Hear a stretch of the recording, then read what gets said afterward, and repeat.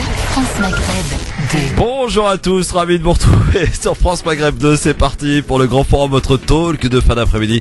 J'espère que vous allez bien. C'est parti, on sommes le jeudi 27 octobre et autour de cette table, un trio aujourd'hui. En commençant par comment dirais-je, élégance. On va commencer par Maïssa Leroy. Bonjour oui. Maïssa. Bonjour. Comment ça va Maïssa? Ça va super, je suis contente d'être là. Toujours formatrice en communication Toujours, ça n'a pas changé. et spécialiste du Analyste comportementale. analyse comportementale. Et consultante en développement Il y personnel. aura du boulot aujourd'hui pour toi. Ouais, on dirait, hein. Ouais. Monsieur Aklim Elouli, comment il va? Il va bien, Monsieur Aklim Elouli, toujours adjoint au maire de la ville de Bonneuil. jusqu'en 2020 normalement. Hein, si Alors, on m'a dit que ça allait même être pour jusqu'en 2021. Paraît-il, il y a un bruit qui court. on nous a déjà prolongé d'un an les dernières municipales. Alors je sais pas s'il court, mais en tous les cas, c'est pas ce qui va intéresser nos auditeurs auditrices, que je salue au passage. Merci pour eux.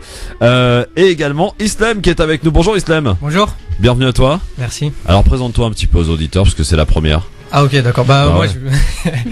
Moi je m'appelle Islam Seili, voilà, je fais des vidéos sur internet en parlant d'actualité quoi. Et justement, ça tombe bien. Alors, tu parles d'actualité avec une manière un petit peu humoristique. Voilà, en fait, je tourne en dérision des propos que je trouve aberrants et en fait, je me contente finalement de les mettre en scène parce que Donc là, t'es gâté en ce moment. en ce moment, je me fais plaisir, ouais. C'est clair. Alors, les coups de cœur. Avant de vous parler des coups de cœur, on vous parlera évidemment tout à l'heure de Fleurs avec l'ami Amar. Tout à l'heure, on écoutera en guise de coup de cœur, tiens, une chanson qui te fera plaisir, j'en suis sûr, avec les quand je te dis avec Meglette et la JSK. On écoutera ce morceau tout à l'heure en fin d'émission. On parlera de sport, de foot, de télé aussi. Le j'aime ou j'aime pas en fin d'émission. Alors les coups de cœur, le coup de cœur de Madame Leroy. Alors moi, c'est le Women's Sense Tour, une Muslim country. En fait, c'est une série documentaire produite par une association. Très bien. Je vous parlerai bien tout à l'heure. Ton coup de cœur, Akli? Moi, mon coup de cœur, ça va au réseau qui est l'autre, qui est l'espace franco-algérien, associé à deux autres réseaux que je citerai tout à l'heure, qui nous sommes mobilisés pour la petite Rima, une enfant qui a un problème, une malformation cardiaque et qui est effectivement un problème de trisomie 21 déjà, et donc elle doit être opérée dans les prochains jours, et si c'est pas le cas, elle risque de tout simplement la mort. Très bien. Islam, t'as un petit coup de cœur? Oui, alors ça sera dimanche 30 octobre, normalement, ça sera au Zénith de Paris, c'est à partir de 17h30, c'est le concert de Human Appeal. Ah bah, ça tombe bien, on est partenaire. Super, oui. voilà, tu vois, comme quoi le dessin fait bien les choses. Exactement, bravo à toi Islam. Merci. Les avis tranchés à présent, Maïssa, Oui. T'as envie de Alors, trancher moi, je t'ai dit, hein, plus dans le viseur. plus dans le viseur. On Mais peut pas c'est une avoir plus surprise. de- Non, d'accord, bah d'accord. non, comme d'habitude. Akli, ton avis tranché? Moi, c'est sûr, effectivement, le militantisme, dire est-ce que l'agitation vaut action, et aujourd'hui un peu en réaction à toutes ces personnes qui ne veulent pas travailler en synergie et qui sont toujours en train d'exclure plutôt que d'essayer d'inclure pour mobiliser le plus grand nombre pour défendre des causes justes et nobles, et qui pour eux la seule cause est la leur. Très bien. Islam, tu nous as préparé un petit avis tranché? Oui, un petit, même pas 2 minutes, ça parlera un petit peu de la laïcité et des religions en France. Ah, très bien, ça c'est parfait, on en a parlé aussi hier. Merci mon Dieu. Et j'invite évidemment les auditeurs qui pourront réagir aux avis tranchés de ce trio infernal. Maïssa Leroy, Aklim Elouli et donc Islam qui est avec nous aujourd'hui au 01 40 33 9000. 01 40 90 00. Je rappelle à ceux et celles qui nous écoutent depuis l'étranger qui peuvent aussi nous appeler 00 33 1 40 33 9000. Alors dans l'actualité aujourd'hui, ce que j'aimerais que l'on évoque, si on a le temps, ce que j'espère, c'est un triste record. C'est 3800 migrants morts ou disparus en Méditerranée depuis le début de l'année. Des chiffres effarants communiqués hier par le Haut Commissariat aux réfugiés des Nations Unies, le HCR. Les traversées ou tentatives de traversée vers l'Europe sont quotidiennes et avec elles des drames, des naufrages. C'était le cas encore hier au large de la Libye. Puis on parlera aussi, il aura fallu 10 jours de manifestations de policiers à travers la France pour que le gouvernement débloque pas moins de 250 millions d'euros. La corporation de policiers se dit satisfaite face à cette annonce. Et puis on va parler aussi de ce 100e anniversaire. Il l'aurait eu 100 ans le 26 octobre. François Mitterrand, premier président de gauche sous la 5e République, a été salué hier par son successeur socialiste à l'Élysée, ou de ce qu'il en reste en tout cas, François Hollande. Un hommage de François Hollande donc qui sonne aussi comme un avertissement adressé à ses détracteurs alors qu'il est au plus bas dans les sondages. Je rappelle 4% seulement d'attention favorable de Français qui disent lui faire encore confiance. C'est dire que la fin est quand même critique pour lui, ou approche en tout cas. Mais pour l'heure et pour commencer cette émission, comme d'habitude, c'est le zapping. Le zapping, les meilleurs moments qu'il ne fallait pas rater à la télé, à la radio, sur Internet. Et on commence avec cet échange ce matin. Après 4 ans et demi d'attente, Jean-Jacques Bourdin a finalement reçu ce matin sur BFM TV RMC Nicolas Sarkozy. Et voici ce qui s'est passé en fin d'entretien sur BFM TV. J'ai plein de questions à vous poser, les Français aussi, sur la TVA, sur les impôts, sur enfin bon, etc. Mais avec plaisir. Je suis bon. Ah, ça, voilà, je vous le promets. Ici, j'en suis très heureux. Vous voyez bien peut-être même que je reviendrai. Ah ben avec grand plaisir. Il est 9h. Et vous voyez bien qu'il fallait pas désespérer. Ah mais je ne vais jamais désespérer. Vous savez, je reste toujours ferme. Pour la suite de ce zapping, un spot humoristique a été lancé dimanche dernier sur les réseaux sociaux, Internet, YouTube, à l'initiative Kevin Razi, qui a fait ce spot humoristique sur le fait de ne pas savoir finalement pour qui voter, mais l'importance, pourquoi pas, de se présenter à la présidentielle. C'est important de voter. Mais parfois, on ne sait plus pour qui donner sa voix. On en a marre de toujours voter contre. Ou pour le moins pire. Alors décide de changer le monde. À ta façon. Présente-toi au présidentiel. Tu pourras choisir ta vision du pays. Ça veut rien dire ça. Et t'auras un budget coiffure de 9 000 € par mois. Super. Une voiture de fonction. Tu paieras pas d'impôts. T'auras une bonne meuf. Tous les matchs de Ligue des Champions en présidentiel. Dans le plus grand des calmes. Même si ça te saoule, et c'est juste une semaine, prends arrête, c'est pas grave. Tu éviteras tous tes procès. C'est ouf. C'est bien comme ça qu'on fait. T'auras 2 bonnes meufs en même temps. Si tu es une femme, tu pourras aussi te présenter. Ouais, mais tu seras jamais élu. Bah oui. Tu pourras même augmenter ton salaire de 140%. C'est comme ça qu'on fait. Je t'ai dit que c'était un vil salaire. Salaire, ma fille. Bon, tous les ans tu devras caresser une vache au salon de l'agriculture, mais... Et faire semblant d'écouter les problèmes des agriculteurs. Tu pourras même prendre de l'argent de la Libye et l'attaquer l'année d'après. S'il vous plaît. Qui n'aime pas faire la guerre, franchement. Et si ta cote de popularité baisse... Tu pourras faire un débat sur moi. Et pour finir ce zapping, voici un nouveau pied de nez fait à Jean-François Copé. Vous vous souvenez évidemment au début de semaine de ce piège tendu par un auditeur sur le prix du pain au chocolat. Ce dernier, Copé, donc avait dit que cela coûtait environ 10 à 15 centimes. Eh bien, un boulanger a décidé de faire un pied de nez donc à Copé en commercialisant et en offrant justement ces mini pains au chocolat à 15 centimes d'euros. Et il s'en explique. J'ai voulu faire un clin d'œil au pain au chocolat à 15 centimes de Monsieur Copé. Voilà. Et j'ai fait des petits pains au chocolat à 15 centimes. Voilà. Un pain au chocolat de cette taille, si on devait payer son pain au chocolat 15 centimes, il ferait cette taille-là. Voilà. Il y a plein de personnages publics qui, effectivement, oui, peuvent être déconnectés de la réalité, mais moi je leur en veux pas, je suis pas là pour régler mes comptes avec qui que ce soit. En revanche, ça m'a fait rire, et c'est pour ça que je l'ai fait. Voilà pour ce zapping. Alors Akli, Islam et Maïssa, qu'est-ce qui a retenu votre attention dans le zapping? Sans hésiter, la vidéo de Kevin Razi. Kevin Razi, franchement, il faut aller voir, elle est vraiment très, oui, très sympa. je l'ai vu en spectacle. En plus, il est super sympa, il est vraiment accessible et on peut vraiment délirer même après. Et j'ai vraiment aimé sa vidéo. Je trouvais qu'elle avait une symbolique particulière. Et je sais pas, j'ai bien aimé en fait. Akli? Oui, enfin moi j'aime bien l'humour, donc ça m'a fait rire. Après, il faut que les gens aussi pensent que c'est aussi de l'humour, parce que à un moment donné, on a toutes les grosses caricatures, et je pense que c'est bien fait, mais ça permet de se réinterroger, de réinterroger les gens sur leur sens de l'engagement, parce qu'au-delà de l'humour, il y a quand même pourquoi on s'engage. Là, on montre bien si c'est par intérêt ou sur des valeurs ou pour construire des choses. Bah justement, c'est ce qui met en avant. C'est ce que je dis. Donc on est d'accord, mais ça. Ouais. Ça commence bien. À travers l'humour, si tu veux, je trouvais qu'il mettait ça bien en avant, oui. Mais les gens qui le prendraient au premier degré ne passeraient à côté de ce message. C'est pour ça que je tenais à le préciser. Islam, dans le zapping, qu'est-ce qui a retenu ton attention? Pareil, hein, Kevin Razi, il est très bon, il est très subtil. Moi, j'aime beaucoup, je suis un grand fan. Il y a aussi l'histoire de Jean-François Copé, 10 centimes, 15 centimes le pain au chocolat. Ça montre à quel point vraiment les politiques sont super loin de nous, quoi. Ouais, ils vivent pas la même chose. Ils sont déconnectés. Et comment ils peuvent prétendre avoir la solution pour nous alors qu'ils connaissent même pas le prix d'un pain au chocolat? C'est ça. Il faut faire attention quand on dit les politiques, parce que c'est souvent pareil. pareil pour tous les métiers, on amalgame tout le monde. Il y a des élus de terrain qui sont des élus locaux et qui eux connaissent bien les prix. Et non, mais je veux pas pour moi, pour d'autres, mais c'est important. Non, mais il prêche sa paroisse, ne vous inquiétez pas. Non, pas pour ma paroisse. Non, mais moi j'aime pas les caricatures, les grandes généralités et qui nous noient tout, et donc ça empêche l'action, ça aussi. Quand il n'y a pas de zone, etc.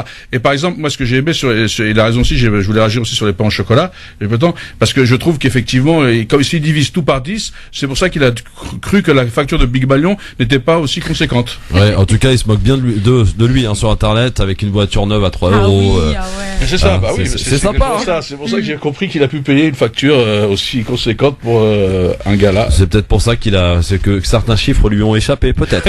Allez savoir. Allez, dans un instant, les avis tranchés et la réaction des auditeurs au 01 40 33 9000, et puis on va parler. Je sais pas si tu vas pouvoir faire de l'humour avec l'actualité d'aujourd'hui, mon cher ami Islam, mais je vais essayer, hein. Le premier sujet quand même, c'est ce chiffre effroyable de morts en Méditerranée qui est devenu un véritable cimetière. C'est plus une mer, c'est un cimetière, cette mer Méditerranée, pas plus tard qu'hier. C'est horrible, absolument. On en reparle dans un instant. Le Grand Forum, merci d'être avec nous sur votre radio France Maghreb 2 jusqu'à 18h30 évidemment. Tiens, puisqu'il y a 3 Algériens autour de cette table et que vous êtes un peu foot, vous avez vu le nouvel entraîneur de l'équipe d'Algérie, monsieur Akli ? Oui, j'ai vu. Le Belge ? Ouais, Georges. Alors, satisfait ? Bah, je me suis dit, nous on est dans l'OHL Saho, donc au moins qu'on nous amène un Georges, on aurait préféré Clounet, mais là on a discuté, on va essayer de faire avec. Non, mais je crois que c'est un bon entraîneur. Je pense qu'il a du métier. C'est quelqu'un qui a quand même un peu de bouteille, qui a de l'âge. Je pense qu'il faut un entraîneur qui a l'habitude des joutes, et notamment de la première épreuve c'est la Coupe d'Afrique. Je crois qu'il a déjà entraîné, donc ça peut être. Il faut voir. Je pense qu'après c'est difficile d'entraîner l'équipe d'Algérie quand même. Ah, ça c'est clair, oui. Ouais. C'est toujours difficile. T'es un peu foot, toi, Islam ? Ouais, carrément. Ouais. Alors, satisfait du nouveau sélectionneur algérien ? Bah, je sais pas, on verra ce que ça donne. Moi, j'attendais plutôt Marc Wilmots, l'ancien sélectionneur de la Belgique. Bon, là, maintenant, ça va être un autre, je le connais pas trop. C'est un Belge aussi. Bon, on va dire c'est la même cantine, mais non, bon, on verra bien. De toute façon, il a un bon groupe, il a une bonne équipe, et le groupe, il est plutôt facile pour la CAN, donc je pense. Oh, Maïssa, je suis sûr que t'es un peu foot, toi. Mais pas du tout. C'est vrai? Ah non, pas du tout. Plutôt boxe, Maïssa. Ouais, boxe, voilà. Tu sais qu'attends, fais gaffe, Akli, hein, elle boxe, hein, Maïssa. C'est vrai? Ah oui? Elle boxe dur, hein. Ouais. Eh ben, c'est mon sport, on est tous passés par là, mon cher Christophe. Ah bon? Ah oui. Quand tu grandis, nous, on avait, les licences c'était pas cher, donc il y avait 2 sports qui étaient accessibles. Le foot, il fallait une tenue un peu truc, et puis la boxe, et donc, on allait au foot et à la boxe. Non, mais moi, j'ai fait du sport quand j'ai eu mes enfants, hein. Oui, non, mais de la boxe, je veux dire. Ouais, j'ai expliqué nous par rapport à l'accès au sport et tout ça. Oui. On aurait peut-être fait du golf si on avait eu. C'est ce que je suis en train de dire. Et effectivement, et je me souviens, c'est vrai que quand on était gamin, quand nos parents nous payaient la licence, on était super contents, quoi. On disait toujours, on vous paiera est-ce qu'on pouvait payer tant. Donc c'est des réalités aussi, quoi. Oui. Donc c'était bien. Et souvent au foot, on nous laissait du temps parce que quand vous étiez bon. Et à la boxe, pareil, souvent, sur plus c'était souvent des salles de quartier, des gens qui faisaient ça un peu bénévolement, et donc on pouvait y aller sans forcément se ruiner, et donc parfois même gratuitement. Alors faites gaffe à Maïssa, c'est tout ce que je peux vous dire. Parce qu'elle cogne dur, hein, il paraît. Les pieds, les mains et tout. Hein. Oui. Voilà, donc c'est parti pour les avis tranchés, mesdames, messieurs, auditeurs, auditrices de France Maghreb 2, fidèles du Grand Forum. Vous allez pouvoir réagir aux avis tranchés, donc écoutez-les bien. 01 40 33 9000, notez d'ores et déjà le rendez-vous. C'est parti pour les avis tranchés.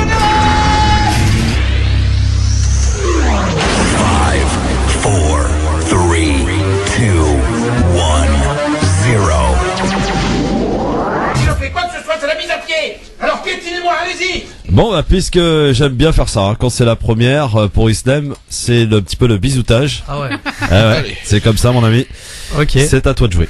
Ok, moi je voulais vous parler de la laïcité et des nouvelles religions en France, parce que vous savez qu'on est dans un pays laïque, et un pays laïque, à ce qu'on nous dit, c'est un pays sans religion. Alors c'est dans ce sens qu'aujourd'hui, dès qu'on voit une religion, que ce soit à travers un voile, une kippa ou alors un crucifix, on nous balance la laïcité pour interdire de pratiquer son culte, ou en tout cas de le manifester. Mais alors c'est quoi la laïcité? Moi je me suis intéressé à la loi originelle, c'est-à-dire à la loi de 1905. Donc c'est pour ça que je suis allé sur le site internet legifrance.gouv.fr, je vous recommande d'y aller. Et dessus, il y a la loi de 1905 afférant la séparation de l'Église et de l'État.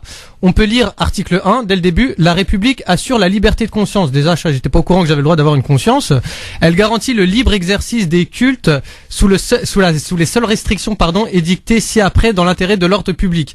Donc là, je me suis dit, attends, déjà, on nous interdit d'être religieux, de manifester sa religion, mais je lis que l'État est censé garantir la liberté de l'exercice de mon culte. Je me dis, attends, il y a un plan à la mort moelleux. Donc j'ai lu l'article 2. La République ne reconnaît, ne salarie ni ne subventionne aucun culte. Donc pour l'instant, il n'y a rien qui m'interdit de pratiquer ma religion. Et j'ai lu les autres articles, vraiment, et je pourrais pas tous les citer, mais en gros, pour vulgariser cette loi, c'est plus afférent à l'État, en fait. C'est l'État qui est interdit de pratiquer une religion ou de s'y investir, que ce soit financièrement ou moralement. Donc l'État est laïque, mais les citoyens, eux, ont le droit d'avoir leur religion. Donc, du coup, je me suis demandé, mais pourquoi alors, à chaque fois, on nous parle de la laïcité? Alors, c'est pour ça que j'ai réfléchi, parce que j'ai le droit de réfléchir, et je me suis dit, pourquoi la bande à Sarko, Morano ou encore Manuel Valls ont pu avancer la laïcité pour leurs idées? Et je me suis dit, en fait, ils avaient tout simplement remixé la loi. Donc c'est plus des politiciens qu'on a dans nos hautes sphères, désolé. C'est plutôt des DJ. Et c'est des DJ carrément balèzes, parce qu'ils arrivent à prétexter une loi qui garantit la liberté d'exercice de culte pour interdire toutes les religions de France. Donc encore une fois, je me suis réfléchi, parce que selon l'article 1 qui m'assure une liberté de conscience, j'ai encore le droit de réfléchir. Et je me suis dit, comment on appelle une idéologie, ou une morale qu'on impose aux gens via des gourous ou des maîtres spirituels avec autant de ferveur? Ça s'appelle une religion finalement. Donc la laïcité, c'est devenu une nouvelle religion. Et bientôt, quand vous irez payer vos impôts au centre des finances publiques ou dans un autre bâtiment de l'État, il faudra réciter au nom du président de la République, du Premier ministre et de la laïcité. Allez les bleus. Alors, chaque religion a ses dérives sectaires et la laïcité n'y échappe pas. Alors, parmi ces dérives, on a par exemple Nadine Morano, pour qui un bon musulman, ça mange du porc. Pareil pour Nicolas Sarkozy, qui veut imposer du porc dans chaque assiette à la cantine. Donc cette dérive sectaire... Ouais, bien sûr, égorgé en direction de la Mecque. Alors cette dérive sectaire s'appelle le haloufisme. Alors pourquoi le haloufisme? Parce qu'il faut que tous les Français mangent du porc, sinon on risquerait de pas être un bloc homogène. Et puis après, c'est plutôt galère pour nos chers amis élus. Alors, et aujourd'hui, de plus en plus, on voit apparaître une nouvelle religion chez ces mêmes gourous de la laïcité. Mais c'est une religion complètement différente de la laïcité. Alors c'est une religion qui est née de leurs ambitions électorales et qui les a amenés à penser: mais en fait, les musulmans, ils ont le droit de voter. Et oui, les musulmans, ils ont le droit de voter. Et ils ont même une mémoire. C'est pour ça qu'ils ont inventé une nouvelle spiritualité qui s'appelle le retournement de veste. Et à ça, Manuel Valls, il est très très très fort. C'est voire même un des meilleurs. Excusez-moi, je relis juste mon truc. Alors il a dit, lors d'un discours à Évry au Conseil citoyen local de la laïcité, il a déclaré: l'islam est une part indissociable de nous-mêmes. Alors moi là-bas, je croyais que tous les citoyens devaient être laïcs. Maintenant, tous les citoyens sont un petit peu musulmans. Puis il a repris un peu plus... Oula, pardon. Je me suis un petit peu trompé dans les trucs, c'est la première. De notre culture et désormais de nos racines, l'islam, comme toutes les religions, a toute sa place en France. Alors avec cette déclaration, Manuel Valls devient le roi du retournement de veste, loin devant Michael Jackson et dans son clip Billie Jean. Manuel Valls est désormais plus connu sous le nom de Jacket Switcher. Akli, vas-y, réaction là, parce que là c'est. J'ai trouvé. Alors moi j'arrive donc c'est la première fois que je vois les jeunes, c'est bien ce qu'il fait, je trouve ça très bien fait et documenté. En plus il va se documenter, c'est ça qui est assez intéressant.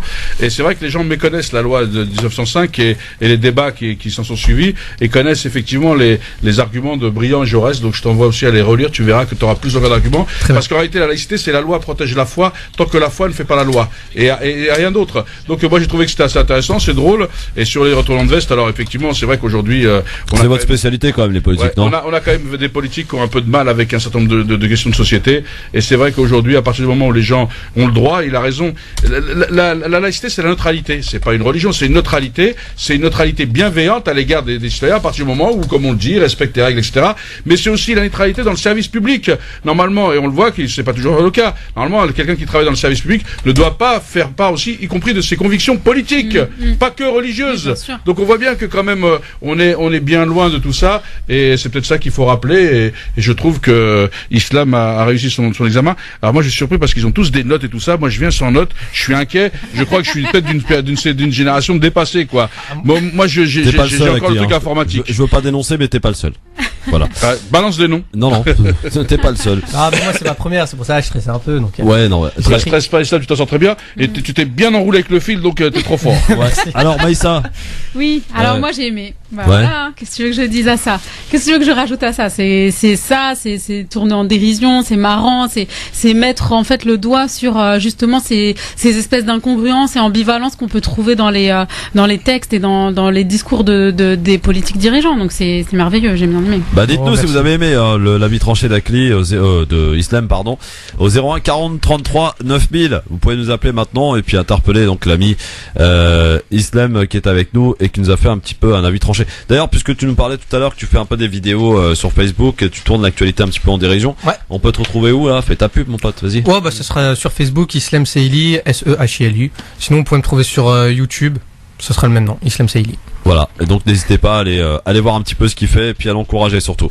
Voilà, bah en tout cas, on en reparlera certainement peut-être, je sais pas, de ton avis tranché avec nos auditeurs. On va passer maintenant à Akli pour son avis tranché. De quoi allons-nous parler avec toi, Akli? Alors moi, je vais parler effectivement de la différence entre l'agitation et l'action.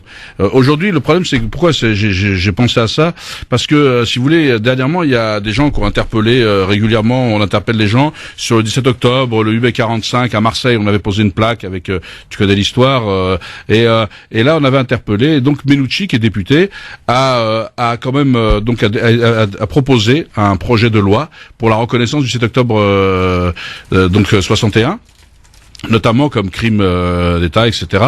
Et il y a des gens dans le débat qui commencent à dire oui, mais il l'a fait par intérêt, etc. Et puis ça passera pas. En tous les cas, ça a donc de prendre une position. Donc ça m'a un peu titillé en me disant, mais en réalité, c'est quoi le problème? Parce qu'aujourd'hui, et on le dit, quand les politiques ou les associatifs, etc.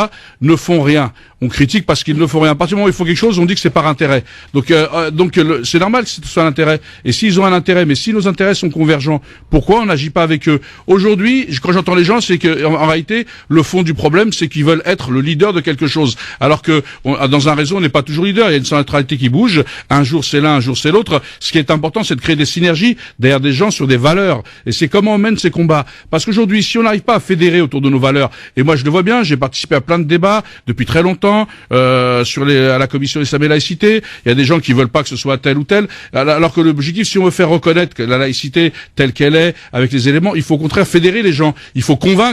Il faut aller de l'avant. Si on veut que demain nos parents aient le droit de vote, ça passera par référendum ou au troisième de l'Assemblée, eh bien, même dans les deux cas, il faut qu'on arrive à convaincre les gens. Donc il faut fédérer les gens et non pas les repousser. Donc j'ai l'impression aujourd'hui qu'il y a des gens qui veulent prendre des positions, mais en réalité le but de tout ça, c'est faut que ce soit moi faut que ce soit nous qui ayons le dernier mot et faut que ce soit nous qui soit devant. Et on l'a vu quand on a essayé de faire des collectifs, etc. Ça achoppe toujours sur le fait, mais qui dirige quoi, qui est quoi. Et donc aujourd'hui, on a du mal à être sur une vision horizontale de réseau, c'est-à-dire un réseau. Et bien dans un réseau, suivant l'action et le jour, l'imminent chercheur peut se retrouver imminent porteur de carton.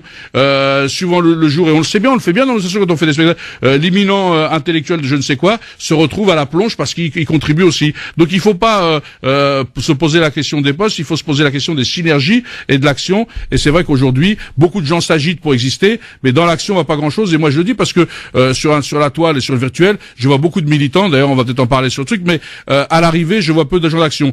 Par exemple, à Argenteuil, quand notre ami a eu son neveu qui a été agressé par les policiers avec le flashball, etc. Et donc où on a été, il y avait des milliers de personnes sur la toile qui s'indignaient, qui montaient au truc. Quand on a été manifesté à Argenteuil, on était 50 ou 100. Donc à un moment donné, il faut aussi militer, c'est aussi c'est des paroles, mais c'est aussi des actes. Et l'indignation ne vaut pas action. Et donc voilà, donc j'invite tous les gens à réfléchir à ça et à se dire quelles sont les synergies. On peut pas être d'accord sur tout, mais est-ce qu'on est d'accord sur l'essentiel pour agir, pour faire avancer. Et c'est ce que nous on essaye de faire avec quelques-uns. Et je crois que c'est peut-être aussi un élément du débat. Et je le dis, effectivement, quand j'agis, j'ai un intérêt. Mon intérêt, c'est aussi de faire avancer des choses, de faire bouger les choses dans lesquelles je crois. C'est d'abord ce moteur-là, et effectivement, comme dirait l'autre, c'est l'histoire des intérêts. Vous savez que dans tout, il y a l'intérêt général, l'intérêt collectif et l'intérêt individuel. Et c'est pas moi j'ai un intérêt individuel. il est indéniable quand je mets une action, sinon je le ferai pas. Quand je joue au foot, on a tous un intérêt, on joue à 11, c'est marquer des buts, c'est que notre équipe gagne. Donc j'ai mon intérêt individuel. C'est pas pour autant que je vais être, je vais jouer solo. On peut jouer collectif. Mais la question, c'est dans l'ordre dans lequel on les place. Et moi je dis, je ne place jamais mon intérêt individuel ou l'intérêt collectif supérieur à l'intérêt général. Ce que disait d'ailleurs sur la cité, si on pensait à l'intérêt général, c'est-à-dire ce qui peut faire sens et fédérer, ensuite, qu'il y ait un intérêt collectif et un intérêt individuel, tant mieux, parce que c'est ça aussi qui fonce. Mais on ne peut pas les placer dans le désordre, parce qu'il y a des gens qui placent d'abord leur intérêt individuel avant l'intérêt collectif et l'intérêt général. On les porte les trois en nous, c'est un peu comme les maladies qu'on porte, qui se développent ou pas. On a les trois en nous, et c'est dans quel ordre on les met en avant, et quel est l'ordre effectivement de prédiction de notre action et de nos engagements. Ma chère Maïssa. Oui. T'as peut-être une réaction à ce que tu viens d'entendre par notre ami Akli. Je suis complètement d'accord avec lui sur le fait que il faut du terrain. Il faut du terrain.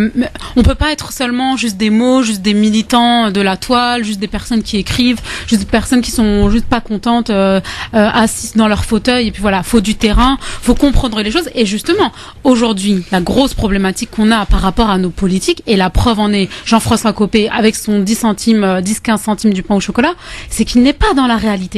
Et quelqu'un qui est sur le terrain et qui voit les choses, la réalité du terrain, justement, il est beaucoup plus efficace. Donc oui, concrètement. Islam. Ouais, non, il a tout dit, j'ai rien à rajouter. Donc. Ah oui, c'est comme ça. Moi, j'ai pas trop m'immiscer, tu vois. Non, c'est très juste, surtout quand il parle de l'intérêt collectif, et je pense qu'on devrait tous être au service de l'intérêt collectif et de passer au-delà de nos. Parce qu'on récoltera les fruits, finalement, individuellement quand on le fait de manière. C'est ce que je prends l'exemple. Tu as raison, mais c'est quand on prend une équipe de foot, Christophe. C'est d'abord l'intérêt collectif. Si on joue pas collectivement, on gagne pas le match. Et en gagnant le match, individuellement, on existe. C'est-à-dire que, mais c'est ce que je disais sur un match. Il faut aussi que les autres soient capables de faire l'effort. On peut pas tous jouer 10. Il faut que des gens jouent latéraux, il faut que des gens jouent à tous les postes. C'est comment on amène sa pierre à l'édifice, et on n'est pas forcément obligé d'en vue. Et de toute façon, l'attaquant, s'il marque des buts, il le doit aussi aux autres. Et c'est aussi, justement, dans l'esprit de solidarité, comment les gens aussi, quand ils travaillent, doivent travailler en fonction de l'intérêt collectif et général, quoi. Et c'est pas l'inverse. Alors, on va voir ce qu'en pensent nos auditeurs. On va accueillir Monji qui nous appelle de Marseille. Salut Monji. Ah bah, justement. Salut, bonjour Christophe. Bah, Monji fait partie de ceux. Salut Monji. Bah tu vois, j'ai pas voulu citer ton association de ceux qui ont interpellé Menucci. C'est pas là, Menucci l'appelle. C'est pas. Mais j'aurais dû citer le cri, Monji, sinon tu vas m'engueuler. Moi, tu sais bien, Akli, on se tutoie dans la vie, c'est pas la peine de faire semblant. Je cherche pas à tirer la couverture. Je m'en fous complètement. Mon rôle, c'est de faire avancer les choses. C'est pas de. Moi, j'ai un travail, je gagne ma vie. Je cherche pas. Mais Monji. Je cherche juste avoir un meilleur avenir pour mes enfants. Toi, on le sait, toi. Je voulais juste rappeler quand même, quand je me interpellais mes outils, je me suis fait lyncher déjà. Monji, parle bien en face de ton téléphone, parce qu'il est pourri ton téléphone. Je sais pas, tu l'as acheté là, foire fouille ou quoi, mais. Mais franchement, c'est le téléphone, il est bon, mon téléphone. Ah bah, je sais pas s'il est bon, mais en tout cas, mon pote, on dirait que tu nous appelles d'une caverne là. Tu m'entends là ou pas? Bah parle bien en face du micro, tu sais le truc, voilà, le trou là. D'accord, ok. Vas-y Monji, vas-y. Il ose plus. C'est bon là? Vas-y. C'est mieux là? Ouais, c'est bon, voilà. Voilà, merci. Alors, je disais, en fait, déjà, je me suis fait un peu incendier parce que en fait, ma question a dérangé plus les Robles qui étaient là-bas que Menucci lui-même. Exact. D'une, et de deux, en fait, moi, j'ai comme il a dit, le premier intervenant, j'ai de la mémoire aussi. Vous vous rappelez, moi, en fait, moi, j'ai déjà interpellé Menucci sur la question des votes, le vote des étrangers, en fait, pendant les élections, et c'était avant qu'ils soient députés, en fait. C'était pendant les élections, de 2012, là, juste après les présidentielles. Et là, allô? Ouais, on t'écoute, Monji, on va pas passer la journée de radio. Il a fait la promesse. D'ailleurs, je me rappelle, il y avait le président de Terra Nova, là, qui est mort, je me rappelle plus son nom. Olivier. Je sais plus à qui doit le connaître. C'est quelqu'un qui était élu, en fait, c'était l'ex-responsable de Terra Nova. Ouais. Terra Nova, pour les gens qui savent pas, c'est la boîte à outils du Parti Socialiste. Et je l'ai interpellé sur la question, et j'ai dit, écoutez, vous allez avoir la majorité à l'Assemblée, et vous allez avoir aussi le Sénat, qui va changer de couleur. Et est-ce que vous faites la promesse de passer cette loi parce que ça implique changement de constitution et je crois par le 2 tiers du Parlement, tout ça, quelque chose comme ça. Et il a fait la promesse ce jour-là. Et ce qu'on a vu, c'est que dès que les socialistes ils sont arrivés à majorité à l'Assemblée, ils ont fait la loi contre nous. C'est pour ça, je veux dire, je veux pas créer une victoire trop vite, parce que déjà moi j'ai pas vu que si la loi elle était publiée ou pas, vraiment. J'ai vu le communiqué certes. Je sais pas à qui je te pose la question, est-ce que la loi elle était vraiment, elle est sur le journal officiel, elle était déposée sur le bureau de l'Assemblée ou pas, je te pose la question. Et de deux, j'attends voir. Très bien. Alors la question, Akli, est-ce qu'elle a été... C'est bien que Mounji ait appelé parce que justement c'est vrai que c'est sûr, et je rends à César ce qui appartient à César, enfin Mounji, c'est-à-dire que c'est vrai que c'est lui qui a interpellé sur le 17 octobre en région PACA, comme nous ailleurs, et donc aussi rendre aussi aux gens au nom de la mémoire l'association, à Mehdi Lalaoui et Samia Messaoudi qui aussi se sont battus, donc c'est important parce que c'est justement, et Mounji il a raison de préciser, lui il tire pas la couverture, je pense qu'on parle de synergie. Alors cette loi, elle est en cours, donc on va voir si c'est des niches, vous savez, donc on ne sait pas si elle passera avant ou après. Mais ce que je veux dire par là, c'est que au moins ça a le don d'être posé. Il a pris une position. Menucci prend position, c'est-à-dire que même s'il l'a fait par intérêt, on peut dire et alors parce qu'on ne demande pas mieux que les élus qui nous défendent que les élus défendent nos intérêts. C'est d'ailleurs la mission d'un élu du peuple, c'est de défendre les intérêts de ses concitoyens. Sinon qu'est-ce qu'on attend d'eux? Et donc c'est ce que je suis en train de dire, Mounji, tu vois. Et donc ce que tu as fait, c'est bien. Après, ça aboutira ou pas. Mais tu sais très bien, Mounji, toi comme moi, qui tu es un vieux militant et très engagé, et donc on milite ensemble, même si on n'est pas toujours d'accord sur tout, mais c'est aussi ça, ce que je disais tout à l'heure, les synergies, et tu fais partie de ces gens qui défendent l'intérêt général avant tout. Mais et donc ce que je voulais dire, c'est que c'est à nous. Vous sortez les brosses, les gars. Hein. Non, mais parce que c'est vrai, je sais, Mounji, que j'aurais dû. On s'engueule entre nous de temps en temps sur des choses, mais c'est pour ça qu'on se connaît bien. Non, mais ce que je veux dire par là, c'est la capacité des réseaux qui sont les nôtres, Mounji, à faire tenir les engagements. Les gens ne tiendront aucun engagement si nous ne sommes pas les gardiens du temple. C'est pas parce qu'on vote pour des gens qu'on doit leur donner un blanc-seing. Il faut, comme tu l'as dit, continuer à se mobiliser. Et c'est pour ça que j'en appelle aux synergies, de dire sur quoi on est d'accord et de continuer à se mobiliser. D'ailleurs, dans cet esprit-là, je pense que l'espace, nous allons lancer aux concitoyens, avec nos camarades, de demander d'interpeller tous leurs députés, leurs parlementaires, pour savoir s'ils soutiennent cette proposition de loi de Menucci ou pas. Et nous, on se saisit de ce qui a été posé pour essayer de faire fructifier. C'est comme ça qu'on fait des luttes, qu'on crante et qu'on avance. Oui, Mounji, conclu. Pour finir, je suis entièrement d'accord avec toi. En fait, le but, c'est qu'il faut pas cracher sur les élus, on sait bien qu'il y a toujours des intérêts. Mais notre but, exactement ce qu'il a dit à Clé à l'instant, c'est de le faire changer de position. C'est ça, en fait, notre rôle. Voilà. Pas, je veux dire, on peut pas faire avancer les choses, s'il n'y a pas des gens qui sont au pouvoir, qui peuvent déposer des lois, tout ça. C'est pas dans la rue, c'est un moyen de pression, mais surtout de faire, de porter la conviction auprès de ces gens-là qui ont la main dans la machine pour pouvoir, qu'ils ont les manettes dans leur main pour pouvoir changer les choses. Merci, Mounji. Je suis entièrement d'accord avec Akli. Faut pas cracher sur quiconque. Et on sait bien que personne n'est de toute manière. Merci Mounji de P Marseille 93.8 la fréquence pour nous écouter. Vous êtes très nombreux d'ailleurs à nous écouter dans un instant sur France Maghreb 2. La suite, vos appels au 01 40 33 9000. Maïssa, t'es prête? Prête toujours. Il va falloir un peu de patience. Ok. Pub et on est de retour très vite. Vous allez écouter l'avis tranché de Maïssa Leroy. D'accord ou pas d'accord avec elle? Vous pourrez le faire savoir au 01 40 33 9000. C'est le grand forum. On est bien entouré aujourd'hui. Akli Menouli, Islem et Maïssa Leroy. Il s'est fait un copain, notre ami Akli, en la personne de Mounji de Marseille. C'est très bien. Mais c'est déjà un ami, Mounji. Il faut le dire aux gens qui nous écoutent. C'est pas pour autant qu'on se dit pas les désaccords qui peuvent être nôtres. Là, on est en accord. On va pas se fâcher pour rien. Non, c'est pas le but. Et puis, voilà, c'est un militant et je respecte les militants. Les militants, c'est pas d'être d'accord ou pas d'accord avec eux, Christophe. C'est au moins qu'ils aient des convictions, une colonne vertébrale. Lui, il en a une. Alors après, on peut en débattre. On en a tous une colonne vertébrale. Voilà. Ouais. Oh, pas tous, hein. Il y a beaucoup de serpents. Ah, tu veux dire qu'il y en a certains qui sont courbés.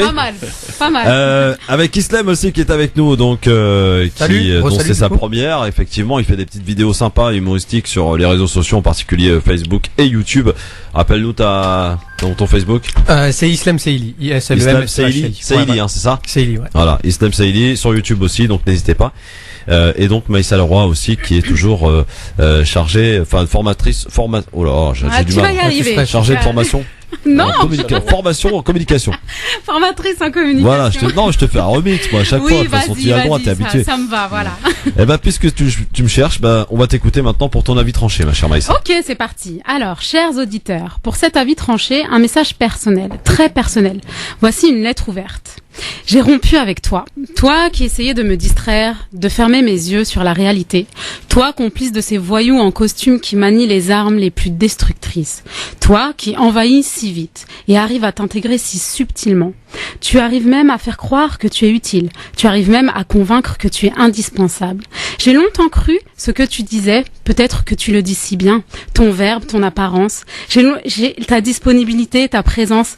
Je n'étais pas la seule à me fier à tes bobards. Et tu en as fait énormément de victimes. On succombe facilement.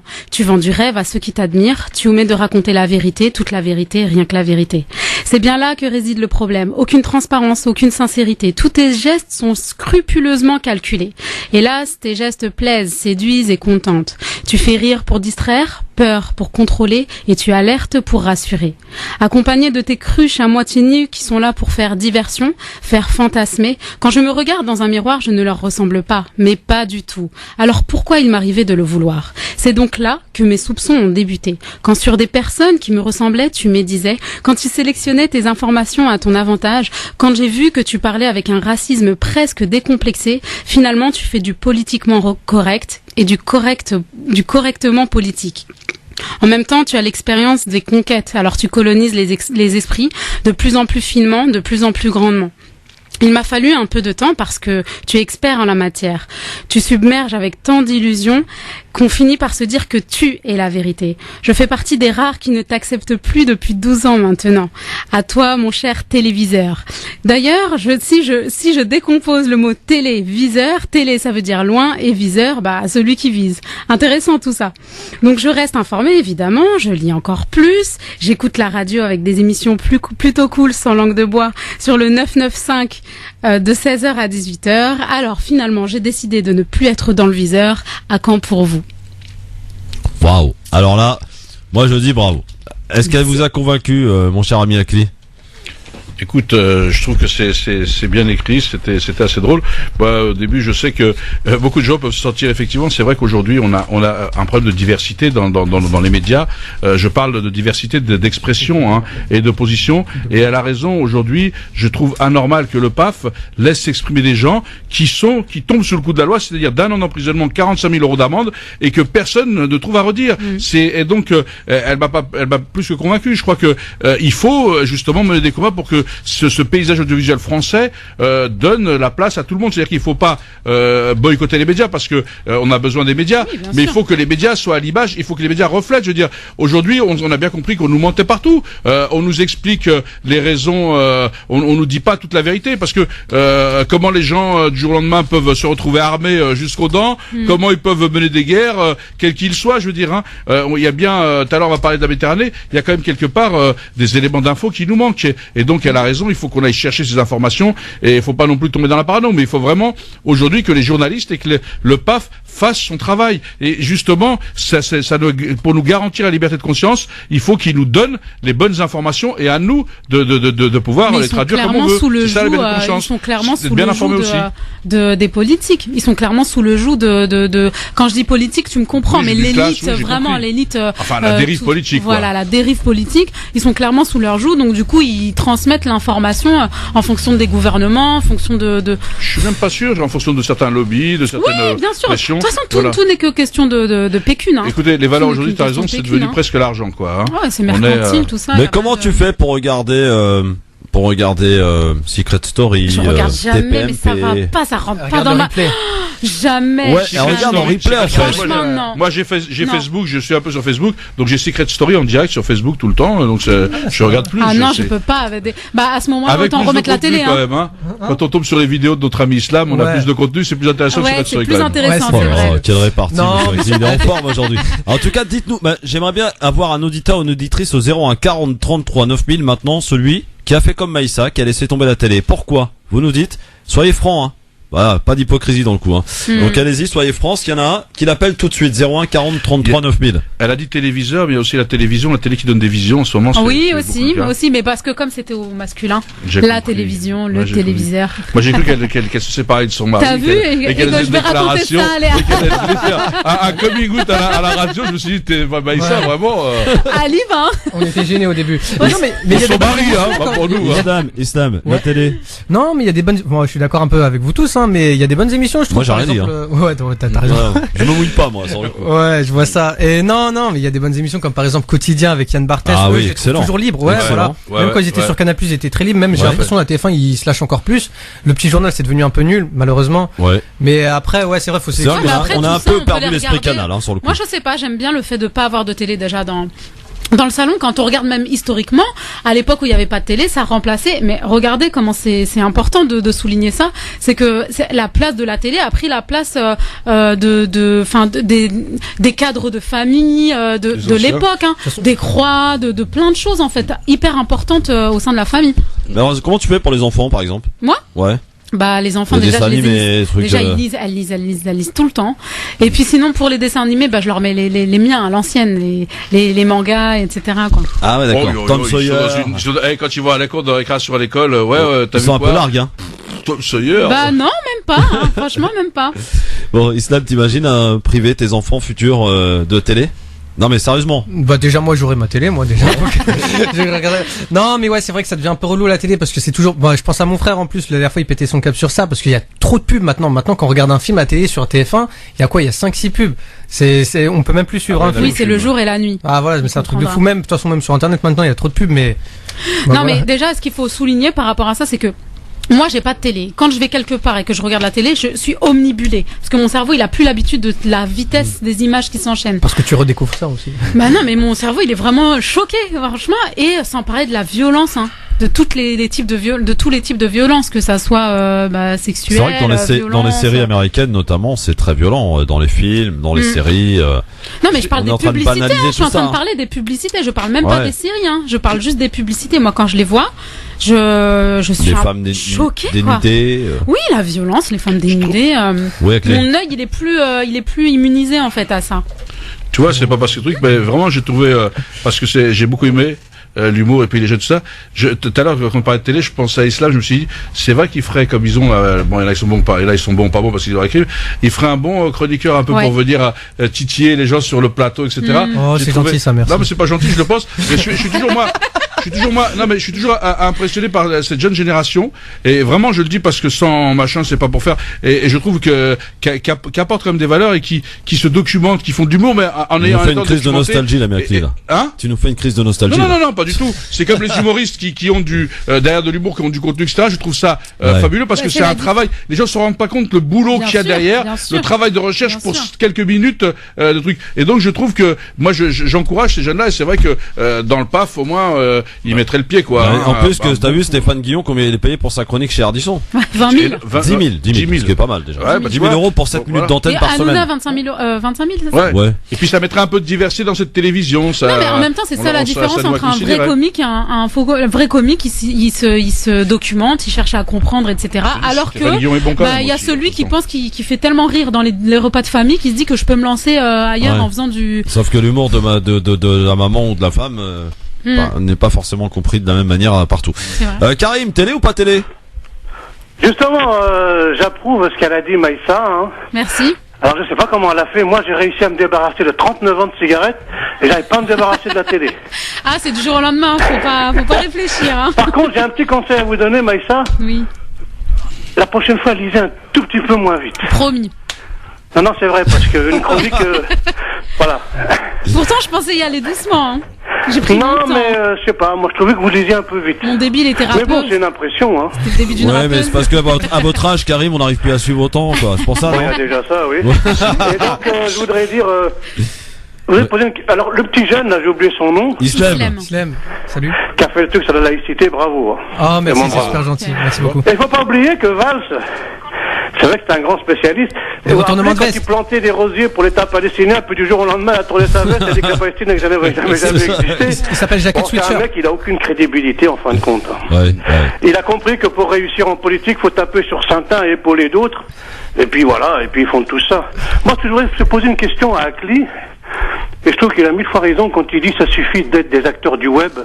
Ça serait bien d'être sur le terrain aussi. Et je reprends un peu mon exemple d'hier, quand j'écoutais un Bouakas qui disait les gens se plaignent de Zemmour, mais personne n'envoie d'email à RTL, et que si RTL recevait 150 ou 200 000 emails ou lettres de protestation, Zemmour prendrait la porte directement. Et je trouve qu'il a 1 milliard de fois raison. Mais moi, la question que je me pose, je la pose à Akli, parce que je sais que c'est un acteur de terrain, il m'arrive de l'entendre sur Radio Orient, etc., et je partage souvent ses idées. Attends, qu'est-ce que c'est que ces conneries là? T'es sur Radio Orient, Akli? Il m'arrive d'aller sur plein de médias, il a raison Karim. Et moi je suis pas un sectaire, moi je suis un homme ouvert au dialogue. Merci Karim en tout cas de...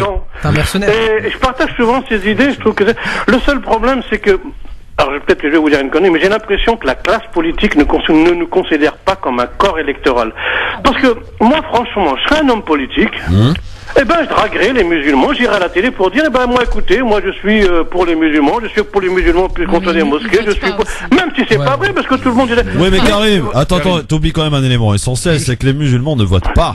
Non mais attendez, justement, je voudrais juste finir ma phrase. Ouais, c'est comment faire pour qu'enfin, on nous considère comme un corps électoral. Moi, je me rappelle, je parlais avec un député qui s'appelle Braouzek, tout le monde l'a connu, il était député maire de Saint-Denis.